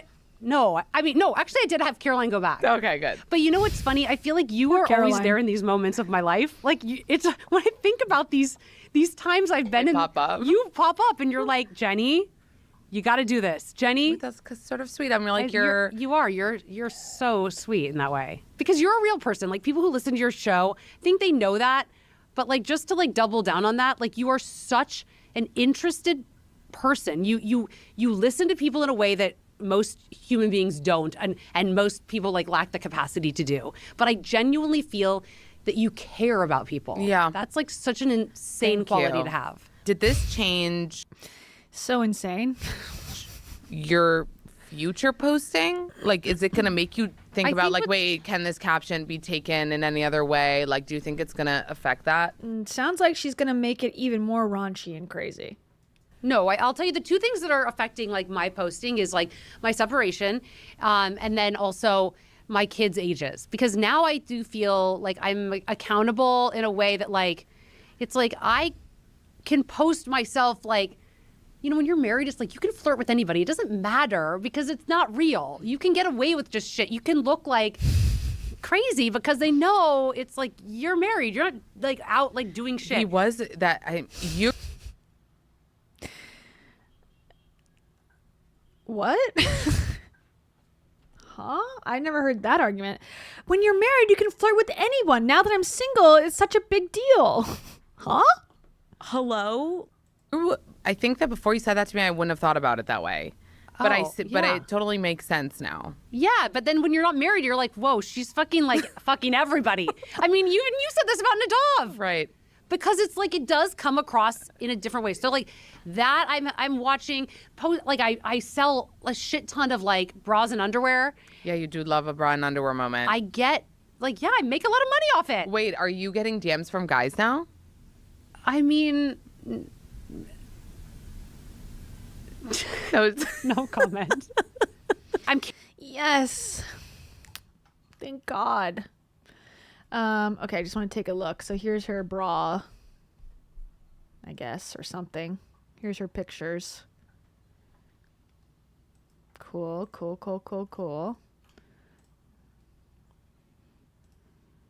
So I guess you can buy these outfits. I don't know. She's a model or something. I'm not sure. She looks great, like I said. Someone says Anna content. This is called "The Babysitters Have Arrived." This caption. Okay, so she is either knowingly doing this to gain more engagement. This is from July 2nd. Babysitters have arrived. Or she is really, really unwell and doesn't even see that she is so painfully, weirdly obsessed with her kids. Oh yeah, here's the picture of them from the podcast day.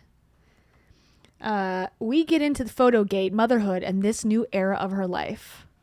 And this was the big joke. Like, look, guys, it's no big deal. It's so hilarious. Pretend this is my son. This is what everyone was mad about. Makes no sense. She looks deeply, I mean, she's laughing, but she looks so comfortable. I wonder how, I don't know. Whatever. Ay, ay, ay. Jenny Mollen on being hospitalized after microdosing GLP-1. Who the hell is this? I pray that each of you has a woman walk into your life one day who changes it so profoundly that you feel utterly breathless when they're gone. Okay. I don't understand anything that's happening on her page. Okay, anyways, let's not get too far down her Instagram rabbit hole. I don't know what's going on. Okay. Careful You're now. I careful. don't want to appear disrespectful. Yeah. And then I also don't want anything that my kids are going to go, why did you share that about me? So-and-so told me at school that you whatever. Has that happened yet, a situation like that? It must I have. had to Well, tell 'cause my they're kids. older, right? Are they? Yeah. How old? Sid's, I'm like, who are they? No. Where am I? Sid's 12 and Laszlo's 8. 12 and 8. So 12. Yes. Yeah. Yeah. Some have phones, you were saying, right? Yeah, mine don't, but yeah, I know. You said you're going to be the last. I'm the last one. You wrote I'm the dying on book, that the hill. Jonathan book. You co-wrote it. So how is he texting a girl if they don't have phones? How is he texting a 12-year-old that you're hotter than? So that was a lie? No. I co-wrote that. Just like I co-own Oresh. You co-own Oresh. You co-wrote sort of like the Anxious insert Generation. myself into your life and then I just take over. I'm like, give me the wheel. Okay, I don't need to tell you this because you. God. Jump scare. Okay. So you co-wrote Anxious Generation. Yeah. And 12-year-olds have phones now. I seriously don't know what's happening. Do they insane. all have phones? Everyone in my son's grade besides him. Oh my God. So Yeah. is he upset? Yeah, he's like, I'm not cool. Like, don't you understand? Doesn't that matter to you? I was like, no. I don't want you to be cool now. If you're fucking cool now, like, your life trajectory fucking sucks. You need to be not cool right now. And you're already a privileged white kid with, like, a famous dad growing up in Manhattan. Like, enough for you. You need some bad shit to happen. It's so. Do you say that though? Yeah. You do. Does he get it? Yeah, he gets it. Oh my God, I want my kids to like, Get it, struggle. to, like, get it. I'm like, you need a fucking struggle. You need to feel what it's like Are you to gonna like make fight them against work? something. Yes. I'm thinking about that because I'm like, my mom made me work. Yeah. My mom made me like since I was like 14. See, I think started, that's great. you know, and like I think it totally is what taught me, right? Like value of money. Yeah. You know, because she was like, if you want something, you work for it. Yes. She taught me that. You know? And Jason's always like, I love that you're like, you have such this like crazy like work ethic for your kids. He's like, but your dad like paid your rent forever. He paid for your college. He bought you your first car. And I'm like, yeah, but my dad has such guilt around money that it just like through osmosis, I have that too. Okay, yeah. I feel shame about like taking anything from anybody. And with your Yeah, I'm not getting that vibe. I'm not getting that vibe, Jenny. Okay, so you're a hypocrite, is what it sounds like. kids, you feel like you have to like shame them. Like I want them to feel massive guilt when they ask me for a $25 fucking basketball card that's gonna get like dismantled in their bedroom in like 10 seconds. I know. $25 I didn't do a for a good card? job of that. I didn't. I did the like he'll order something on Amazon like without asking me. I'll cancel it, but like he doesn't get it. I need to do a better job of this. I won't let them. I won't even let them buy like Robux. I'm like, my Roblox story is amazing where it's like, I was like, they just want your money. They're using you. And then one day I joined Roblox myself for an account because like, you know, there was like 6. I was feeling left out of what kids are doing, and I really it's important for me to know what the kids are up to so I can fit in with them and pretend that I'm young and sexy like a 12-year-old. So I joined. Sid Biggs and then like Sid Biggs' mom so that I could like go through this like world with him. Within 10 seconds, I bought myself like a mega mansion and a sports car. And he's like, you fucking said I couldn't spend any money and you just dropped like $30 so that your house is nicer than mine. Did you ever think to do comedy for real? Let's hope not, because I don't understand the comedy. I'm not getting the humor personally. Just over my head. I guess I'm too stupid to understand her brilliance. Thank you so much. Life is Literary. Life is Literary says, tell me if this is unfair. Most double standards are overblown. But if this were a man and his daughter, I feel like he'd lose custody in a heartbeat. 100%. If a man posted a picture of him like hugging his daughter and she was laying on the bed and he was laying on top of her, and in the caption said, your daughter is the most toxic girlfriend you're ever going to have, yes, I think that person would probably be, definitely they'd call CPS, definitely that there'd be a bigger conversation of inappropriateness and what are you doing and this is disturbing. And I don't know, like, I think there is a, you know, like a built-in naivete that women are able to maybe use, and I'm not saying women generally, but she's able to use to make it seem like I'm just aloof and don't know what's going on and I'm just posting innocent photos and there's nothing to be seen here. But I do think that there is a double standard, and I don't think there should be. I think, and to be fair to people who made comments and made videos about this already, they were keep taking it seriously. So I think maybe we as a commentary society and people who are, you know, saying things about these controversial topics, they're not letting her get away with it. So maybe it's less of a double standard these days. But I think you're right. I think it'd be an even bigger deal if it was a man, because there is more of, I don't know. I think it's with motherhood. A lot of people think you can't criticize. You shouldn't criticize moms because they're going through a lot, and which is true. But I think both can be true at once. You can appreciate motherhood and understand that mothers are working hard for the most part and have like a tough job, and they're bearing a lot of the emotional labor and physical labor and, you know, all that stuff in the home, while also holding them accountable the same way you would hold a man accountable if they, you know, were inappropriate, in my personal opinion. And for that, life is literary. I say this. Clear, clear, clear. And this. There's something I call bullshitting yourself. And finally, they're going to be dropping some really powerful, amazing, life-changing shiz. Up? Right. I'm like friends with too many real stand-ups. You just hung out with Chelsea. I just saw Chelsea. She posted a story. Was it inspired by you at all a little bit? I think so. Because she was talking about just like doing the right thing. Yeah. Women. She was saying women supporting women in a cooler way. She didn't say women support women. She was just like, stand up. Yeah, she's like, stand up. Because like, you know, the women that came before you would be like ashamed of you if you don't. Yeah. And I think that's so true. Yeah. It's like, have some balls. Just to put a pin in the Instagram post, The View was talking about it. The View did? See, I don't even know. The View talked about it, Regina. Who was on Jenny's side? She's like, none of them. No, one of them. One of them. One? Oh, fuck. Which one? Whoopi was like... Okay. Wait, Whoopi loves me. That's crazy. Whoopi was not on my side? Guys, Whoopi loves me. Yeah? Does it say this somewhere? Okay, it says the views. how about you take this criticism and use it? But she won't. The woman who Whoopi loves you, yet she was critical of this. Now, will you take this information? No. Whoopi loves me. Yeah? Does it say this somewhere? Okay, it says the views Whoopi Goldberg puzzled by Jenny Mollen's controversial post with her son. I'm distraught. Whoopi turned. She turned. This is where Next time I'm there, she's gonna. I'm gonna have to make her love me. You would be so good on The View because everyone's such a wackadoodle. Like, what's one more? You know what I mean? They need one more. They need one more wackadoo. Oh my! Is Joy still over there? Yes, I think so. Is Joy there? Joy loves me. I have to have Joy at least on my side. I can't believe Whoopi turned. Wait, so sad. Oh, that She like was like indifferent to like not, but she like didn't defend you. Do and the others defended her. you want to watch the clip? Yeah. Yeah. Oh, I don't know. I don't want to see. Okay, This she is doesn't sad. want to watch the clip. Well, I mean, I guess. Well, we don't have to Fucked air up. this part. I just want to say. Whoopi was puzzled. That's what it says. Puzzled isn't bad. Puzzled. Fuck that. No, it shouldn't be puzzled. It was very clear.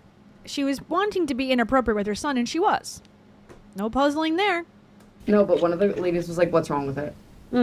Everybody knows that, and I didn't have a problem with the picture at all. I mean, if that were a mother hugging her daughter, would the reaction have been the same? I think it was the topic No. thing. I think it was grabby. the caption, Yeah. but it was a grabby caption. But I think, you know, moms Grabby. of boys, we do have a certain relationship with them, and there's nothing wrong The with essay mother goes kissing from being your the boy. center of their world to handing them off to someone else. So she was saying their I'm emotions actually like never gonna do. God, The View is not good. Can't even understand what they're saying. They're all talking over each other, and they have the worst takes 90% of the time. Me neither. Okay, I love that. This explained nothing to me. That's Whoopi. She doesn't get it. Whoopi doesn't get it. Okay, Whoopi doesn't get it. No one was hating. The first lady that talked is a mom of boys, and she said something, by the way, that we didn't talk about. Yeah. We didn't bring this up. Yeah. This wouldn't happen if it was your daughter. Right. Well, she wouldn't be posting it if it was her daughter. That's the thing. That's what we're saying too. You wouldn't have posted it if it was your daughter, because you're not going to call your daughter your girlfriend, most likely. So yeah, it wouldn't. You're making that. You're making it weird. No. So who's sexualizing what here? No, completely. She is, because she said it's my boyfriend. That's inherently sexualizing him. No, I was with a girlfriend last night. She's like, I was pregnant for the last 9 months. All that I need to clarify. She should be a comedian. Oh my God, it's hilarious. And her mom's French, and she's like, I would just be like naked in bed every morning. My mom would just come spoon me and hold my belly, and I'm like, if I wrote that, I'm like, this is mothers and daughters, right? We're naked around each other all the time. There's nothing weird. Yeah. And yet, but also that's a private conversation that you've now put on a podcast. Private conversation, private, images of you hugging your son is one thing. Putting it on the internet with a caption that's inappropriate is a whole different thing. Fully clothed, hugging your son. Yeah. That's just like a little spider monkey on me, and I'm in trouble. I know. And she was laying on him, okay, for the record. She's like, it's him. He's the predator. He's the predator. And she's like laying on top of him. And anyways, it's ridiculous to even call your son a predator. That's insane. But okay, beside the point. Could sum this up. And now it's just like, get away from me, you molester. Just to fuck with me. Wait, does he know the drama does yes. He knows? Yes. You told him what this caused? Well, so he to knows a certain extent. I mean, he knows. He's like, he was there that night when Shara was going off. My Montessori school, First of all, I need to meet him. I feel like he sounds like such a vibe. Honestly, he would be a killer interview. Killer. Yeah. Oh my God. So if we could wrap this up if there's anyone listening that doesn't know you, doesn't see things clearly. They're like, we're puzzled, fucking puzzled now. They're like, whatever Whoopi feels, we feel. Yeah, Whoopi really right. Yeah, this did not make me feel better about the scandal. This made it, she has now cemented in my mind as she has a major, major problem and needs help. I did best when she said, I'm fucking puzzled. I mean, that wouldn't offend you. Puzzled? No. Yeah. No. Puzzled is fine. I'm like, you have to have a son to They called the understand. caption grabby, by the way. Which Would you I feel agree with isn't that? Good. Grabby? It I grabs think your attention? I think that's, I think I that want means that. right. You want that. Isn't that the whole point? Right. As a writer, grabby's a compliment to me. I mean, I don't want just a basic blessed hashtag. Right. If you did hashtag blessed. Yeah. The post. It would be way better. Would have gotten no engagement. One like. Me. One like. I would have liked it. Okay, so you feel good about everything we talked about. Yeah. But it's there is a real boy mom struggle. Yes.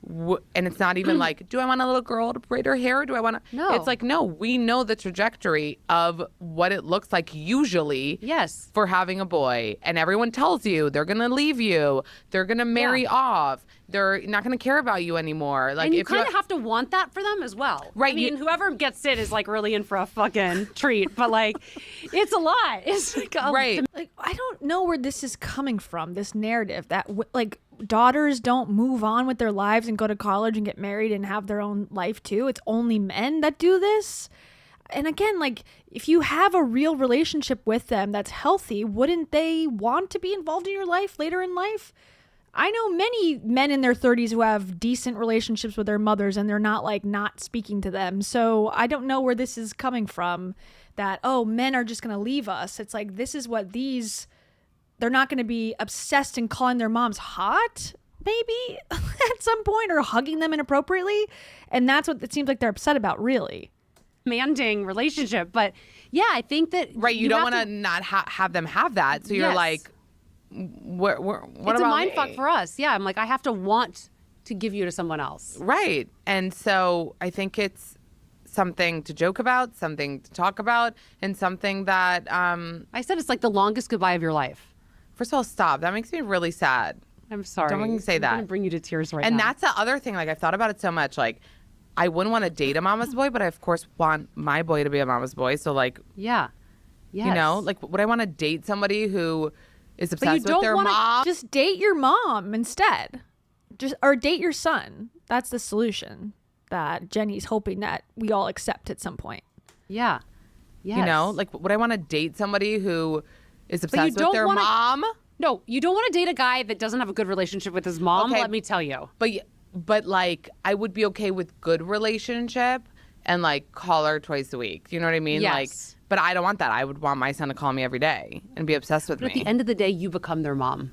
In like a marriage, relationship, whatever. It's Right, like, but then that- you're like, great, I'm going to be trying to undo the knot of like whatever would happen to you. But that's what makes me sad because I want to be the mom forever. I know. Well, maybe you should seek help because that's not good for your kid. I know. That's what happens to boy moms. So Pete Davidson made a joke. I haven't done stand-up in 5 months because I just had a baby. It's a lot of fun. I just got a little girl. It's weird having a little girl. It's hard to watch porn in front of her. He continued before adding, I still did. I powered through. Ew. So not funny. I don't even get the joke. I think the joke is the ... Like it's hard to watch porn in front of her. Oh, okay. Not Okay, like it's the hard delivery. to... Yeah. Yeah. He's like, she's like, oh my God, so funny. I should add him to the tour. He could open for me. What is going on with these people? Because I think it was supposed to be like, it's hard to watch porn now that I have a daughter, but he meant in front of her, not like in general, because I now have a kid. Okay. So it depends on the delivery, but yes, this is... I mean, the way you're delivering it... Puzzling. To quote Whoopi do you like Goldberg, me? Do you like- puzzling. do you like my stand-up? Amanda, you should Wait. stand up. It's weird having a little girl. Oh, it's hard to watch porn in front of her. That felt like you were trying to seduce me, and it's working. Well, yeah, I hadn't seen this circulate a lot, but yes, men, especially comedians, Yes. can say fucking anything they want under the guise of stand-up comedy. No, that's also insanely disgusting and bizarre, and I actually am really kind of upset about it. So thanks for bringing this to my attention. I hate it. Or I'm a comedian, or I'm like funny. Yes, it's so true. Which is It's crazy. so No, true. it really, I know it's, I talked about this when I did a pod with Claudia, and it's like, I never wanted to be a like, you know, women supporting women or Right. like have this be a feminist pod. Yeah. But like, you only 'Cause have I to open hate your eyes a women. little bit to see like, you The know. world hates women. Right. And also, Including us. women hate women, which is like the saddest part. Right. Because most of the hate I got was from women. Right. It wasn't guys writing me. And it's like, It was like moms. and it's like, Because they're concerned. It's like women not doing AI. It's like, well, they're going to be left behind. It's like, well, why can't you think that women would make the right decision? How come you don't think women could comment the correct take? Because they don't respect women yourselves. imagine it was guys writing you. You horrible wench. Well, let's move on from this. Okay. I feel like we've healed. We've healed. Are you feeling good about it? Yeah. I'm glad she's healed from this ordeal. I feel great. As soon as Okay. I like write something and like take control of a narrative, Yeah. then I feel like You're done with that. I'm ready to move forward. Okay. I want to talk about some things that happened since we last talked. Okay. First of all, I feel like we hadn't talked about We'll see what these the are. ambulance situation Oh, yes. that you also posted. By the way, Yeah. babe, you posted a picture of you in the back of an ambulance. Yes. That was like, what, a year ago? That was about a year ago. Okay, let's look it up. It's very exciting. Ambulance. So she's just a rage baiter, so it sounds like.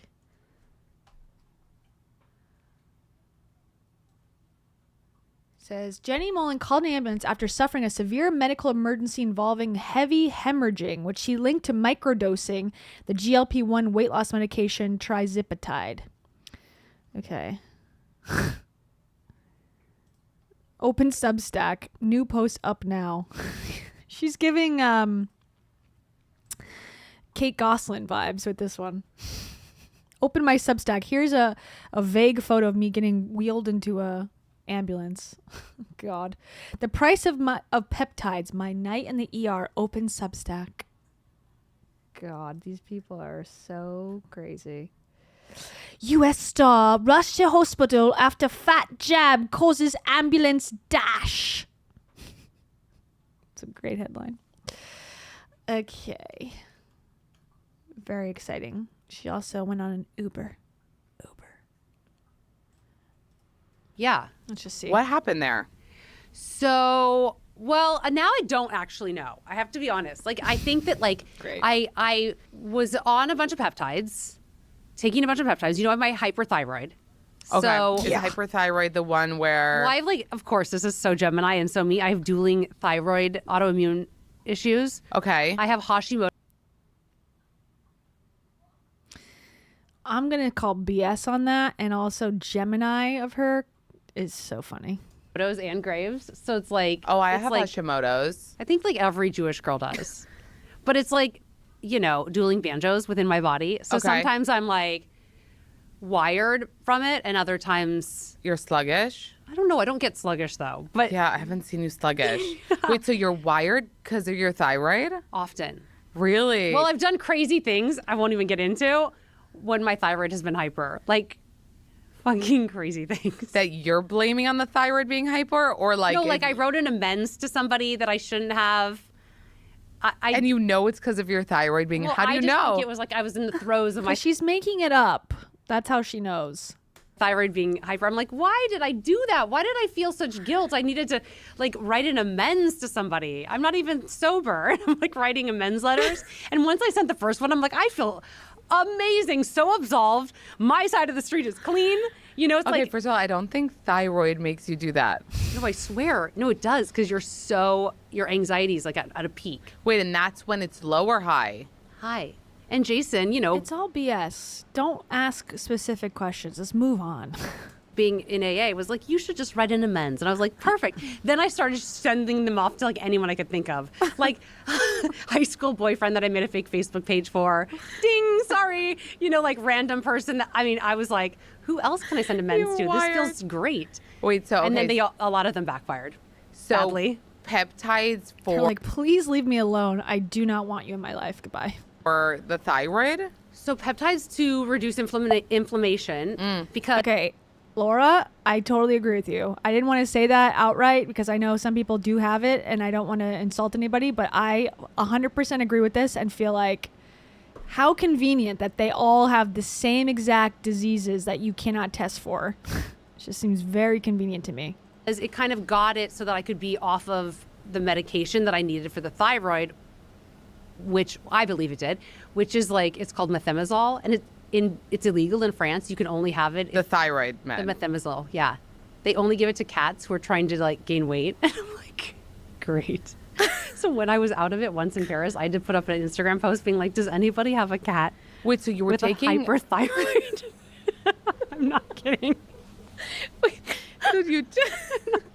Wait. So I was taking a bunch of peptides. Yeah. And then all of a sudden, it really affected my period. I got off of it to do, I don't know what it was, a colonoscopy, something. I did, and so I had to get off the peptides. When you say peptides, you mean GLPs?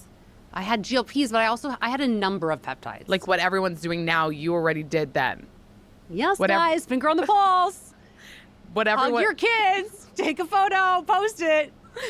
Like do when as everyone I say and do as I do. Like you were doing this before because like okay, it wasn't cool then. Yes, I like brought it to the forefront. Like Just but like it made you fucking just like I wrote Dopamine Nation or what's the book? What is the one we're saying? Anxious Generation. The Anxious Generation. Yes, but you took too many peptides. You collapsed. No, what happened is so I was off of them.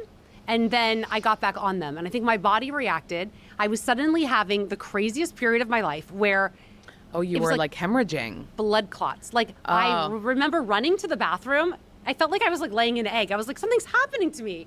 And then I run to the bathroom. This is like graphic. Can I say this? Yeah. And I look like...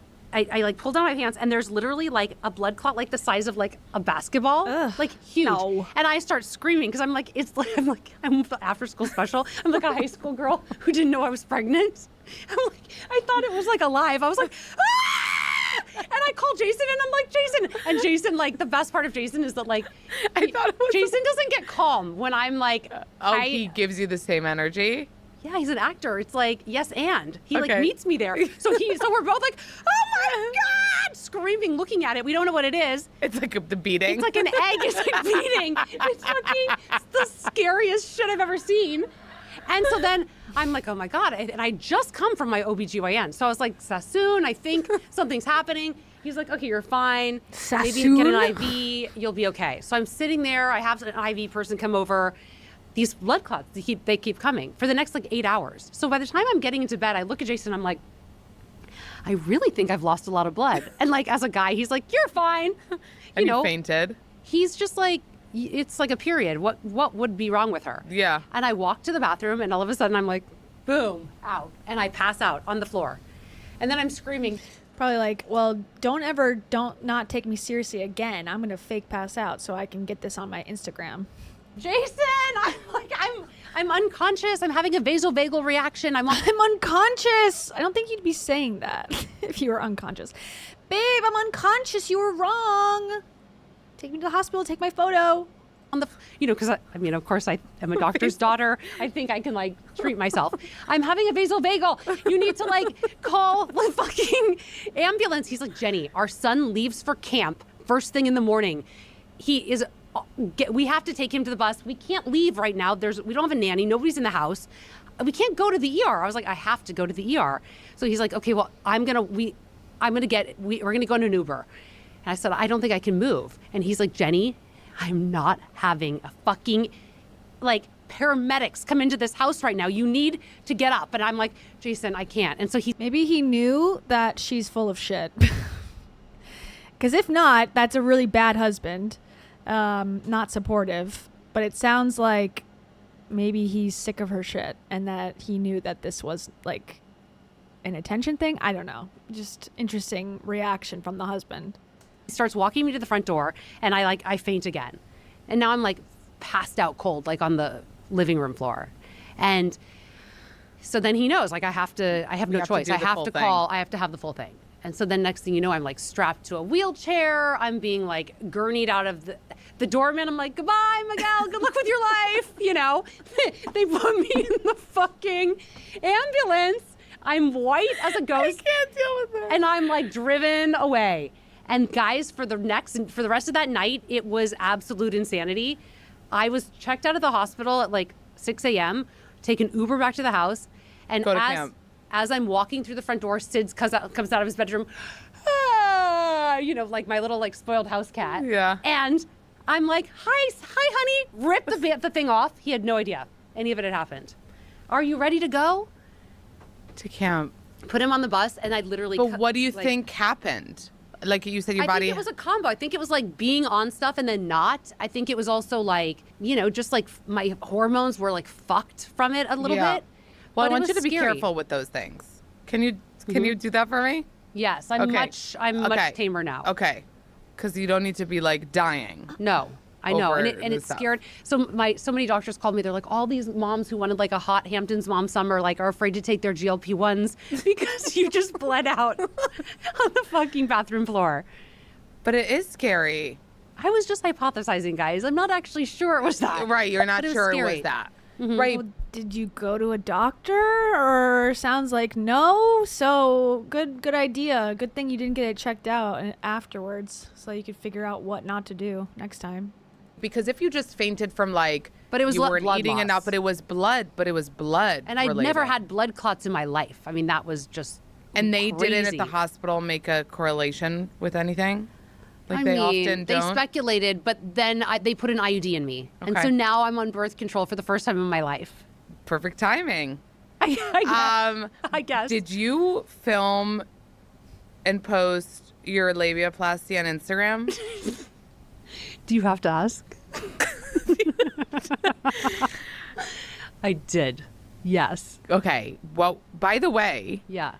In Jill Kargman's movie. Right. Was that inspired by you? There was like a labiaplasty No, something. Jill told me about this place where you can go and they'll basically, they pull your blood, they take your PRP, they inject the PRP into your G-spot and your clit. And you orgasm on the chair. This podcast is like off the rails. You don't orgasm there, but like then you have like crazy orgasms afterwards.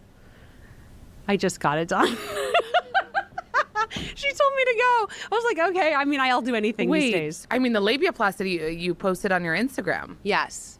But that was only, and honestly, like the timing of that was horrible. I didn't mean for it to like line up with like news Oh, of it my lined up separation. with the news. Okay. The reason I did that, again, I'm impulsive. I was with my OBGYN, who clearly I have like a deep relationship with, Dr. Albert Sassoon. Jenny doesn't like save I don't do content for casual. later, you guys. No. She's not putting it in drafts, okay? There's no drafts. There's no It's in drafts. real time. It's going up. Yeah, it's going up immediately. Yeah. And I don't have casual relationships in my life. I'm like either close to you or I don't know you. Yeah. And so Sassoon was like, I had come back from Austria and everybody had like the same vagina. Because you saw all of theirs. Yes. And, you know, I remember Oh, when you Jason told and I me. got married, Yeah, he was yeah. like, wait, you only have like one vagina lip. Yeah. And I was like, he's like, Jenny, why are you talking? And I didn't realize that. I just didn't know. I mean, I hadn't ever really like gotten You didn't into do my the vagina. mirror And so I told Sassoon when I got back from Austria, I was like, all my friends have the same vagina. I want it. I want one like that. Like, I don't need to be unique in that way. So he's like, fine, I can do it on Monday. And I was like, all right, fine, Monday, I'm in. Did it come out like you wanted it to? Caroline's like, I can't tell the difference, which is annoying. I was like, Stop. really wanted it to be like, I don't know, different. Yeah. Can you tell the difference? I guess. I mean, I don't know. There wasn't a big issue. It was just more like a fun story to tell and a thing I know, to do. you really, I mean, I said this to you I'm before. addicted to the story. To the story for the plot. I will follow it to like the fucking ends of the earth. And that's the end of the podcast, you guys. Wrapped it up perfectly, beautifully, and told the truth at the end. She'll do anything for the story, so it sounds. Ay, ay, ay, ay, ay. Okay, so here's her thing. Here's her stuff. Oop, am I blocked? That'd be funny. So she posts a lot of just model-y photos. She's doing polo. It's kind of cool. She's doing vintage clothing drops. Looks like she's with Madonna or somebody. Who is that? Okay, they're doing photo shoots. She's hugging other people. She's going to concerts. Yeah, her engagement is very low, I will say. 300 likes for that many followers, low. This is with Women's World magazine. And again, doesn't she look like a totally different person? This is the same person? You're telling me that this is the same person we just watched. This is from May. Or is this someone else? Who is this person? I'm fine with failing. You are fine with. You start over again. That Yeah. grit. Yeah. Where does that come from? I think it comes from, having a learning disability, and feeling like, I had to just work twice as hard. I think it also comes from being rejected so many times, just like I've been told no so many times that no doesn't mean anything anymore. It's like lost its power. Ooh. So I'm just like, who cares? Who cares? What is the worst thing that can happen? They say no. The worst has happened. The worst I've has heard happened. No before. Yeah.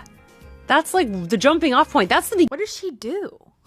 What is her success? beginning of like any good hero's journey. And like, because I want the story, I'm like, I have to have the no. I have to have that like initial hardship, rejection, that insurmountable odd so that I can like slay the dragon. And Yes, her insurmountable odds, her dad being a doctor, her marrying a Hollywood star, her basically getting everything she's wanted.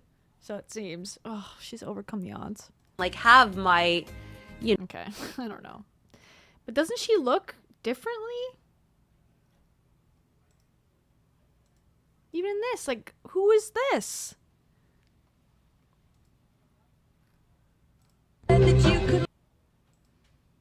Okay. Well, we get the gist. Oh, here's... What are we doing? Here's Dr. What's-his-face? Sassoon. Okay, so we're going to Dr. Sassoon. We're going to my OB. I want to, how I was telling you that like my vagina lips are like not the same length?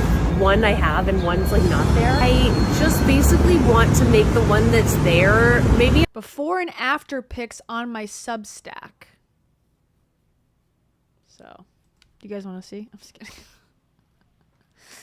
All right. Oh, here's her non-boyfriend. Hey, hi guys. We are at Orange. This is the most masturbation. Okay, here's a tip. Here's a life tip for you. Here's a content tip, Jenny. Get a microphone. I can't hear you. You're in the streets of Manhattan and you're expecting for us to understand what the hell you're saying. No. All right, by request, I will I tried to find this podcast about this guy and woman who I think are married, talking about he wants 3 wives instead of 1.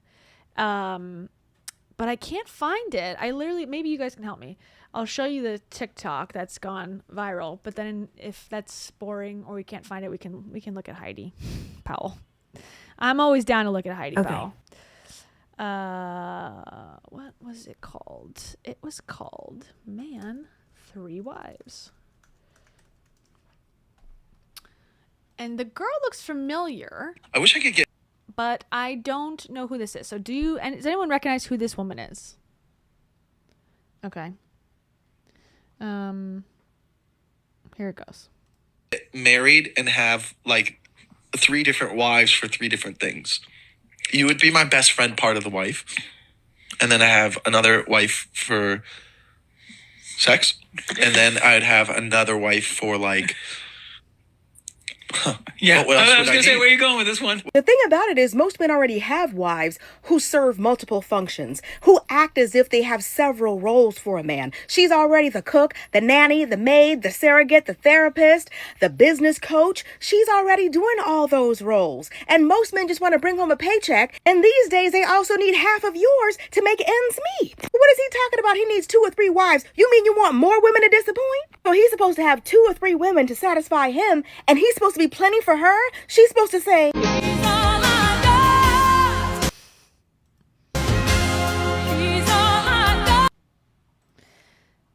I've been trying to figure it out. Like, I've looked through comments to figure out who this guy is. This is who's speaking. But then I reverse searched to try to find the podcast, and it didn't come up. It just came up with like more clips. I wish I could. But I'm trying to find the original. But anyways. Yeah, let's talk about Heidi. But that was what I was intending to show because I thought that was an interesting one. Heidi Powell, she had a challenge this weekend. And the challenge was not making every second about her, and she failed the challenge, actually. Let's see if she's updated anything on her YouTube. Uh-oh. Your doctor never told you this about getting old. Okay, perimenopause 101. You're not just getting old. Meet the triple threat. Okay. That doesn't really make me interested. Let me look at her Instagram.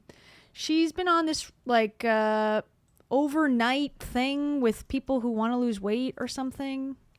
And she's just really gone off the deep end. But what's wrong with that?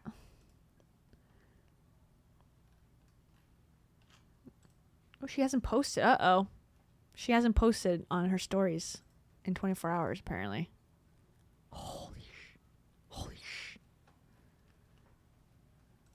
That ain't good. Okay, this is what she was doing. Baptizing people. She was, I don't know what's going on. Let's hear from her.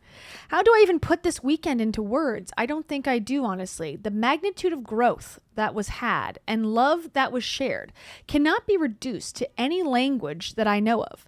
And I'd imagine that only if you were there, you would know this truth. So for now, we share pictures here, and eventually when we have time to edit, we'll share some videos, all with heartfelt captions, and yet still none of it will come close to what it was like to stand in my shoes over the last 4 days. Truth. I said that word a couple paragraphs up, and I can't stop thinking about it since. 2 paragraphs up, I had a revelation. It's the most fitting word for all of this, and I don't even know how to explain what I mean. But if you were there, sigh and shrug. What are you on, lady? If you were there, I'm posting about you not being there, but if you were there, you'd get it. And I'm going to keep talking about if you were there, what you would experience, but I'm not going to tell you what it is. Jennifer. I guess this is Jennifer, I'm assuming. Jennifer, my 48 hours with you. Let me just sum it up with I love your guts. I love your past. I love your present. I love your future. Okay, so Heidi's trying to be a cult leader. Okay, she's trying to take over that one lady's job. We're going to talk about her maybe next week. Apostle Kate or whoever. She's becoming quite insane. And that's going to be another Jonestown, most likely. What am I looking for here? How you doing, Heidi? I don't know. Okay. I lost my train of thought. Sorry. I love your drive, your limiting beliefs that I see you working through and tearing down. I love your laugh and your smile and your progress and your non-progress. I love your good days and your hard days. I love your vulnerability and your kindness, your soft heart and your excitement for reinvention after 50. I love your gratitude. Man, you are so gracious and grateful. The way you insisted on FaceTiming my mom to say thank you for the opportunity after she scholarshiped you into my challenge was beautiful. Okay. She's backhandedly, in my opinion, just telling this lady's business. She's got hard days. She couldn't afford to join my challenge, so my mom had to pay for her. She's 50 plus. It's like, okay, just out this lady everything she's told you over this magical day. All right, whatever. The way you appreciate my brother and his team for helping you figure out your hormones and get your life back. The way you were so excited to meet my friends and fellow badass coaches, M Moves and Chelsea, and how you let them love on you. I love how you're 50. And have no doubt your best years are ahead, and love even more watching you experience breakthrough after breakthrough. The sky really is your limit. Last but not least, I love that you are one of the winners this last challenge because it meant I got this time with you, and I wouldn't trade it for the world. Thank you for trusting me, Jen, to be your guide. Cheers to the first, maybe of many to come, slumber party I have ever had with my community. You made it amazing. Spirit lead. And then this person named Jermaine, who's I guess hooked up with Kira.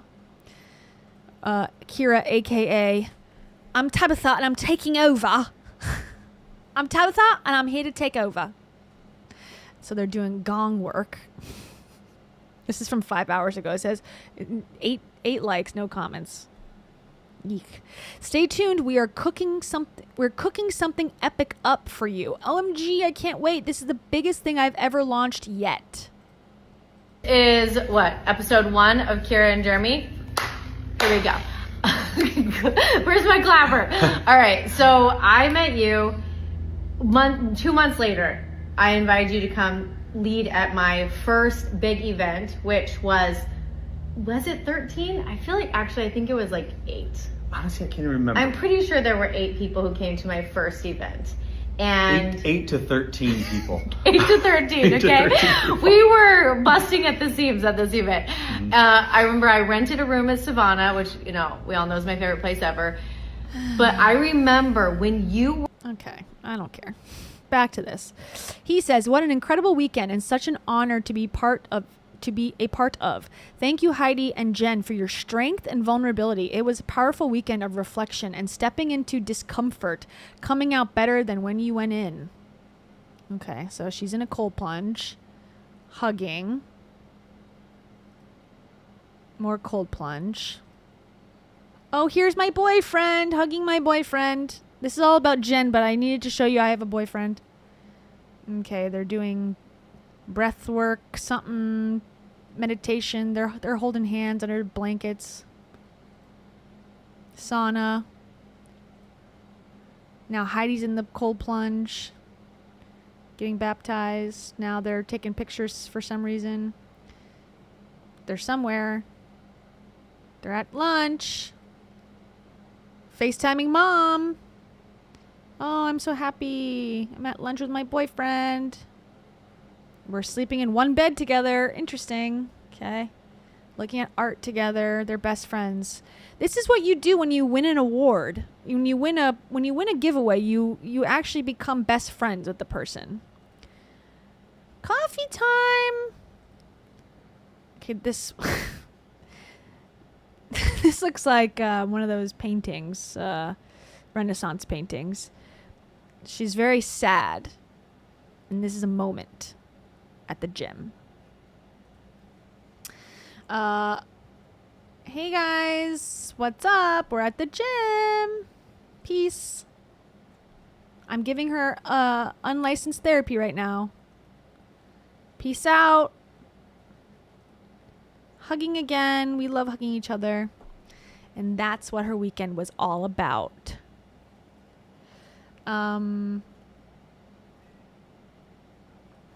That's it. And where is she? I don't know. I guess we're going to have to go to Reddit to see her other posts. Because we waited too long to discuss. Whoops, hold on. My favorite website other than YouTube. What else? Yeah. Oh yeah, here's this one. So after the weekend was over, because that post was like a recap post of the weekend. Okay, this was right after the weekend was over. It says, after the most amazing Arizona weekend, I woke up smelling salt air and started my day here. Rye needs the beach to live. High needs Rye. So Rye got high by the beach. Double entendre, that one. Then guess what happened? Guess what else happened? I was reminded that women are not meant to do this life alone. By design of our dresses alone, Ryan's laugh, I don't think there's anything I could ever do that he wouldn't think is cute, and I'm in love with it, and him. Okay. There's a funny episode of 30 Rock where Liz Lemon gets to, devises a zip-up pulley system in her apartment. Oh yeah, and Rachel was on vacation. Rachel got to go to Europe with her man, whose feet are in this photo. And, you just got to know she's better than you. She's loving everything. Here's Heidi's mom. Fun fact, Jennifer entered my last challenge as a scholarship recipient of the Mama Lane Fund. Thank you, Mom, for loving on my community after spending time with them in the 5-day.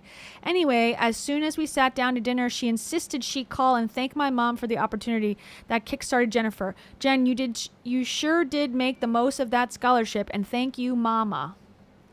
Okay. Yes? Would you like to come up? My love? Come here. Come here.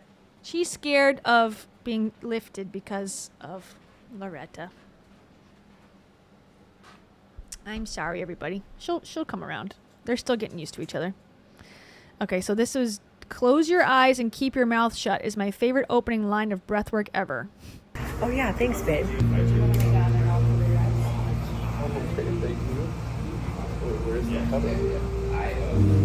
Thanks, babe. What? You tucking me in now? What? Adrian snug as a bug in a rug. Snug as a bug in a rug. That would be like my serial killer tagline, actually. Snug as a bug in a rug. Okay, great content. Love that. Love it. Oh, here's what Rachel's up to, in case you're wondering. This is on her personal thing, her group thing that she's got on her Instagram, I think. She really hasn't been posting much at all. She posted like vacation photos and hasn't posted in that group like at all. Hello. Proof of life check-in. Finished the book edit. It's to the editor. Went to Europe for 2 weeks. Ate so much cheese, so much bread, so much gelato, so much wine. For being honest, Now we're getting ready. Got a half marathon in 9 weeks. So, you know, we're just doing it over here, guys. Oh, sound in the bushes. Oh, God. Hope you're good. So again, the message being, she's better than you. You can never compete. Don't even try. She's done it. She's done more in her very young life than you will ever do in a million years. So suck on my you know what.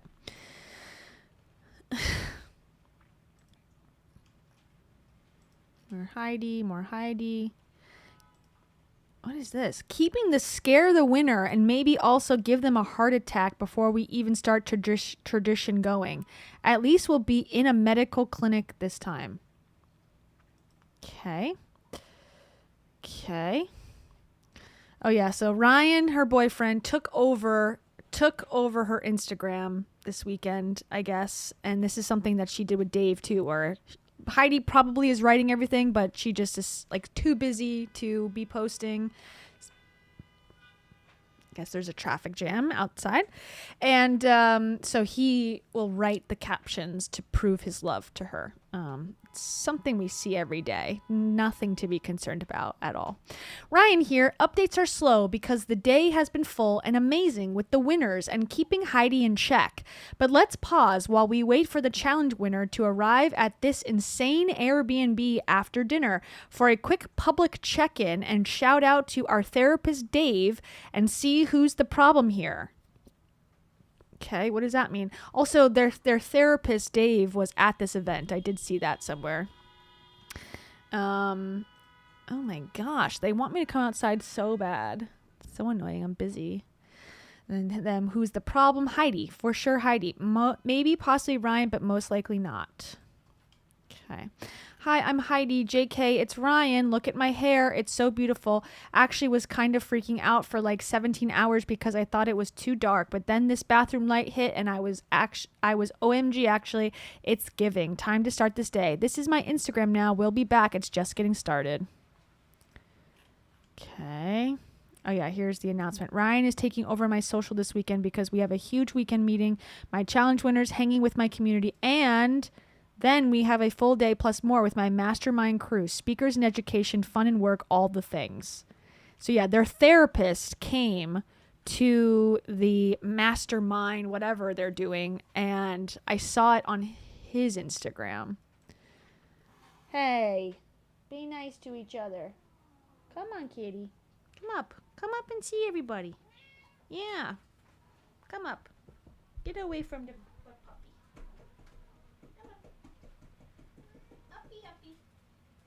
Hey, go over there. This is my life now. Come on. Uppy. You can do it. This is my life and I love it. Yay! Good job. Now she's going to hover over and watch the dog. You're going to watch? Okay. Just don't swipe at her. Good luck. Or don't swipe at me either, because you're mad at me. What was I going to show? I don't know. Oh yeah, they're Dave. Here it is. Oh. David. Therapy. Gosh, she's got too many Daves on here. There. Therapy with Dave. Here it is. So yes, here it is. It was an honor. Okay, it says, so incredible. Wait, hold on. So he reposted somebody. So incredible. Also booking a session ASAP. And I'm not even kidding. You should too. And it says, it was an honor to be invited to Heidi Powell's incredible mastermind workshop and walk this group through some experimental IFS work. This parts work intensive was so incredible and booking a session ASAP. Here, he's talking in front of a giant video production light. So they're all getting therapy right now. For sure. That's how it works in a giant group at a mastermind for weight loss. So I don't think this guy is legit. Says couples intensive because 1 hour of couples therapy is just enough time to make things worse. Certified IFS therapist, Therapy with Dave podcast, therapywithdave.com. He does little videos about whatever. Good morning. Okay, so you get the Morning vibe. from the. You get the vibe. So he's compromised in my book. You can't be giving therapy to a couple. Can't be giving therapy to one person, then to the couple, then come to their mastermind where I'm assuming you're getting paid to be there, or at least exposure. Now it's completely conflict of interest and unethical in my opinion. So that's that. But if you're interested, therapywithdave.com is where your story matters and your whole self is honored. In Mesa, Arizona, Dave offers compassionate, personalized therapy and IFS consulting that gently supports your mind, body, spirit, helping you find clarity and a renewed sense of peace.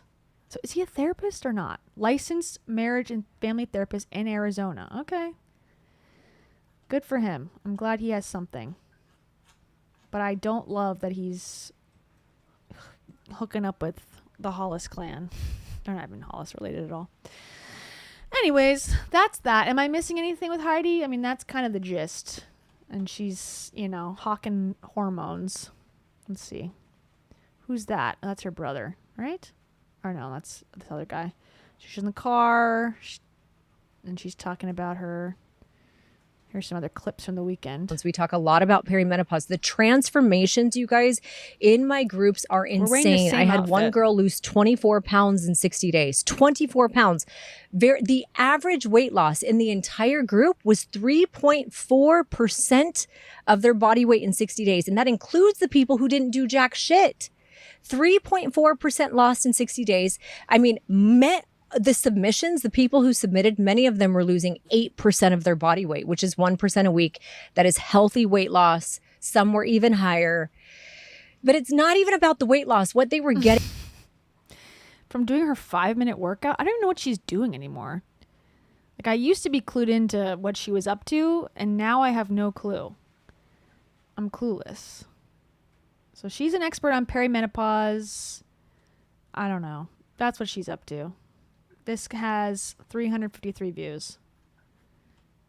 9 years ago. This person says, Miss Powell, you have zero qualifications or business giving medical diagnoses.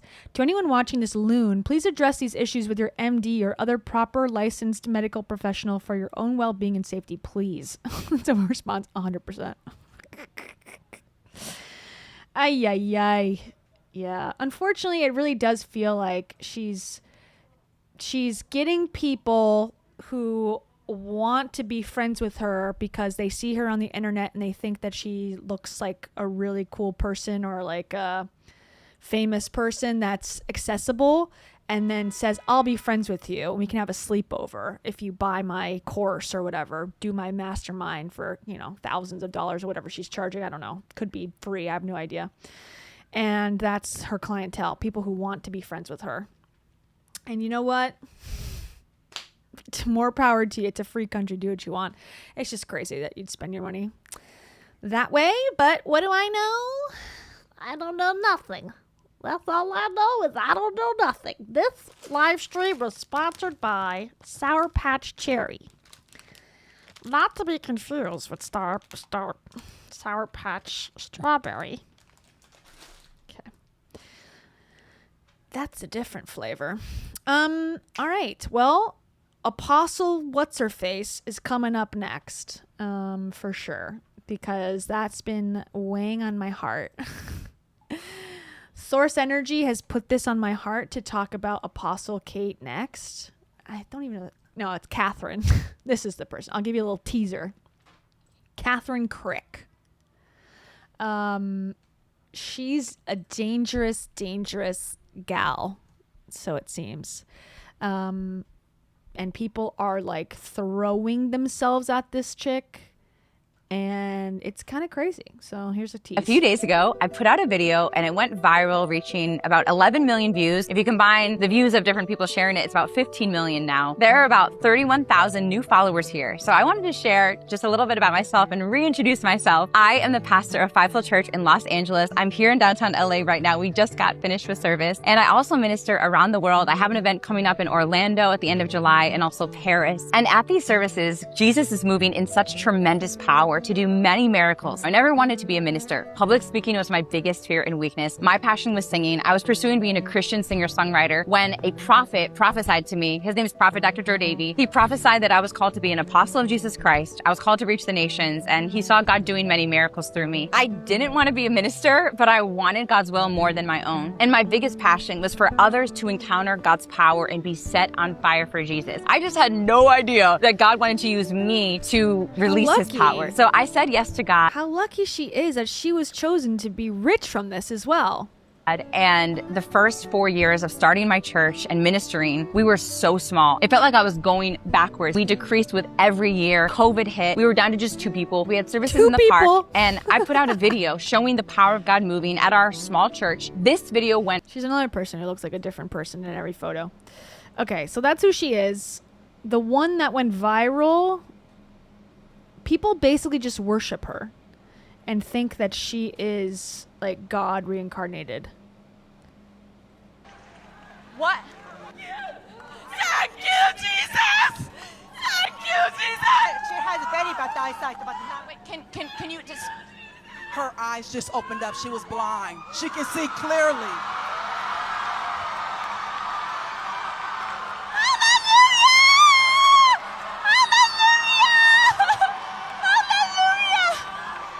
So she was blind for sure, definitely. I believe that. And now she can see. It says this woman had extremely bad eyesight and she was in the crowd. God opened her eyes. The look on her face of shock, amazement, gratitude to Jesus is one of the most beautiful sights I've ever seen.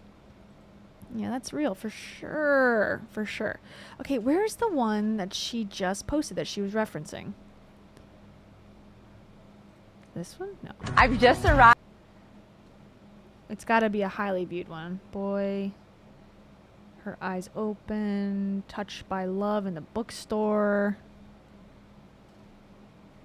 And people have made competing videos that they'll say, oh, this one. And they'll say, this is blasphemy. Like people who are religious but don't like prophets and all of this. And then there's people who make those videos, and then there's people who go and attack those people and say, no, she is like the prophet, we need to worship her, and like we need to like clean her feet, and it's actually kind of crazy. Anyways, here's this one. God's power came upon her in a bookstore. We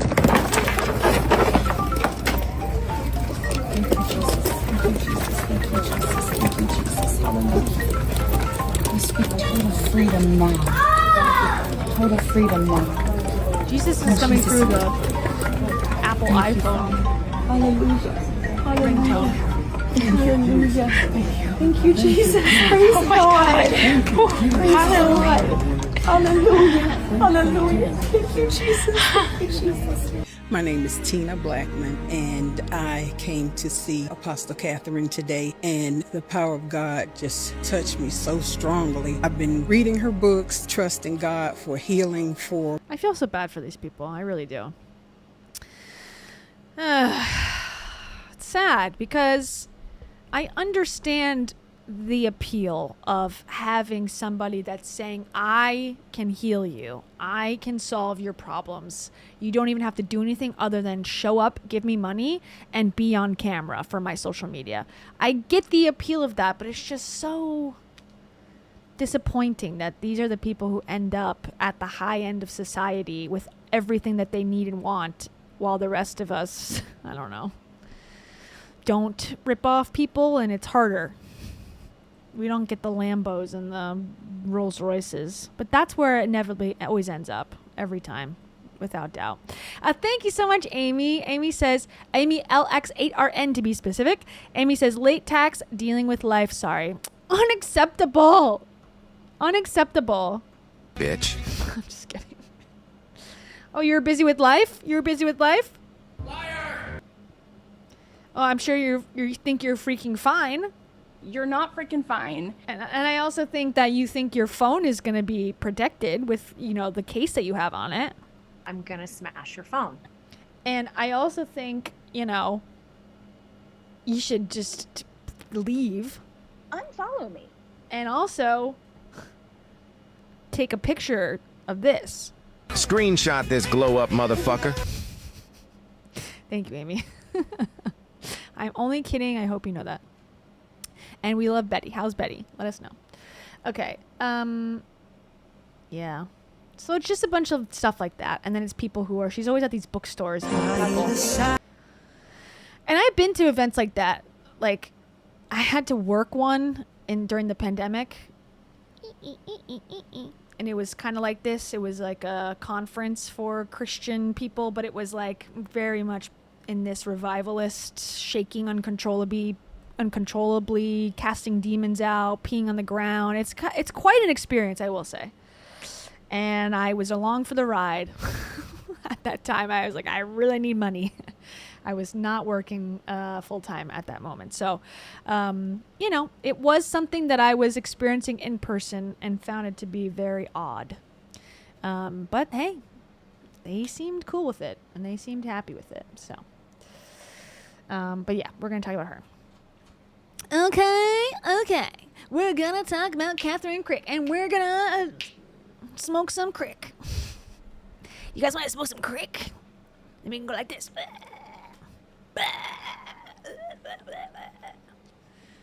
I'm healed, I can see. I was blind, but now I see. Tarot is the kitty for me. Boop, boop, boop, boop. Tarot is the best. Okay. So we'll be back next week. Me, Tarot, and Loretta. She's doing so good. She's got a little routine. It was raining today, so poor little Loretta was soaked. But then she shook it off and she kept it moving. So she's doing really, really good. I'm going to have to add her to the emotes because she's a new member of the Kia's World Universe. And she's so cute. And she's the best. And she just... Tarot's coming around, right? They're coming around. It's funny. They eat each other's food. Tarot will eat Loretta's food and Loretta will eat Tarot's food. And I don't think that's good for them. So I'm trying to figure out a system so that they separate. And I have the auto feeder. So I got Loretta an auto feeder. So I guess I'll put them in separate parts of and I live in a room, essentially. When I say house and apartment, I mean 20 feet long room. And so they're so close to each other that I can't separate them that much. Oh, thank you, Peace Chain Jump. Thank you so much. And so I'm trying to figure it out, basically. I'm in process to figure out the methods. Peace Chain Jump says, treats for the babies. Oh, yay. You got a treat for the baby. What do you think about that? You have anything to say? Purr? Thank you. Thank you for saying thank you. And Peace Chain Jump, I had to say this. I'm sure it does. Also. And also, this is how you make me feel.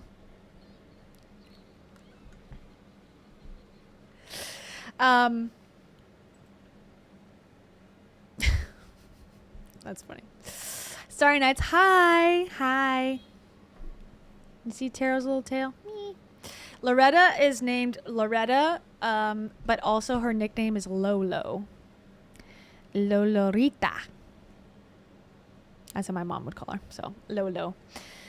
What else? That's it, I think. I got nothing. I got nothing. My dad's still in the hospital. He's still there. He's doing better. I talked to him yesterday. I don't know when he's getting out. I hope in the next few weeks or so, and then I'll go visit him again. But we take it one day at a time. See, if I could just get Apostle Crick Apostle Catherine Crick to go to the hospital, then my dad wouldn't have to sit there for several weeks. He could just be healed by jerking around and it would be fine. Gosh, why isn't she available to go to the hospitals?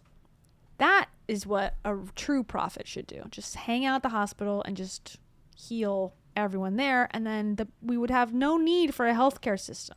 Duh! All right. Good night, everybody. Time to sing my song and then to cuddle with the cutest cat and dog in the whole world. Goodbye. I can't wait. Hey. Caro in the house. Loretta in the house. It's slow-mo for low. Starry Nights EXE is not... I was gonna say a bad thing, and I'm not gonna say it because that's really mean. Jenny didn't want it.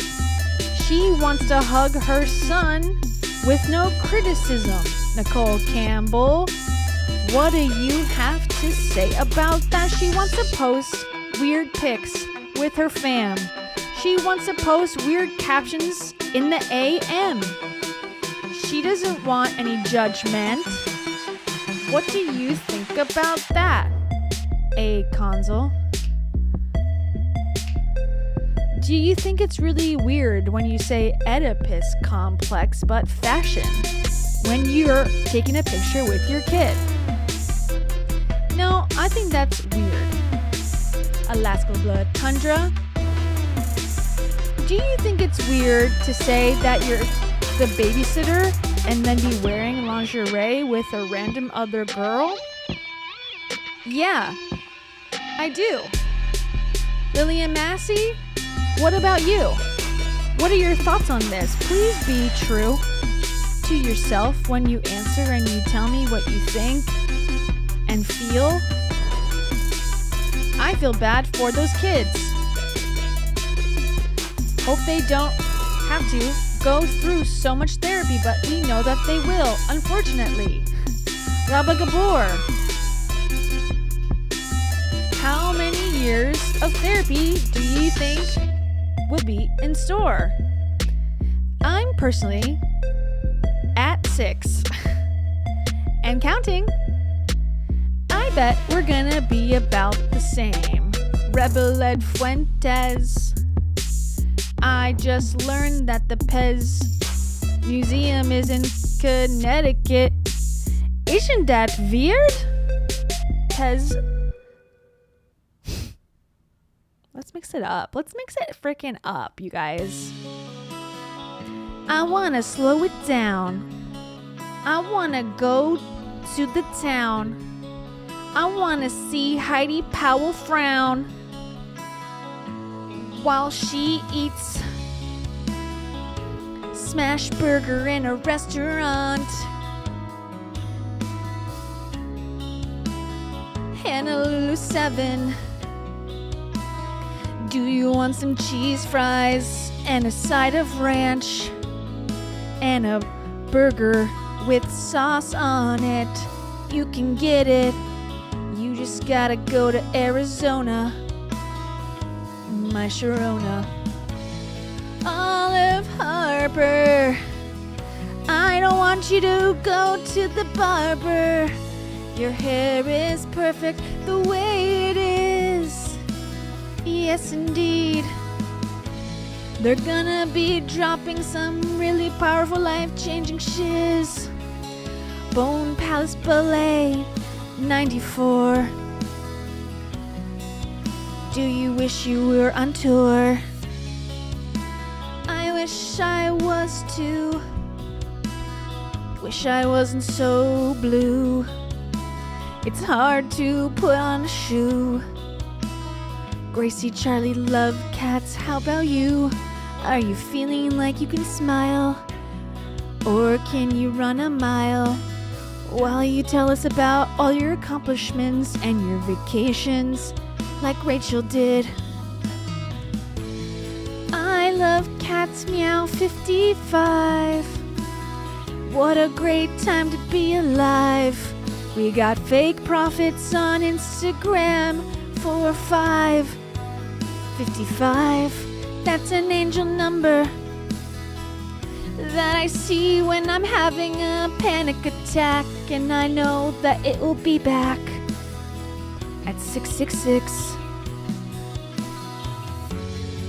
But no tricks. The devil is real and he's coming. That wasn't me, that wasn't funny. Spirit was speaking through me.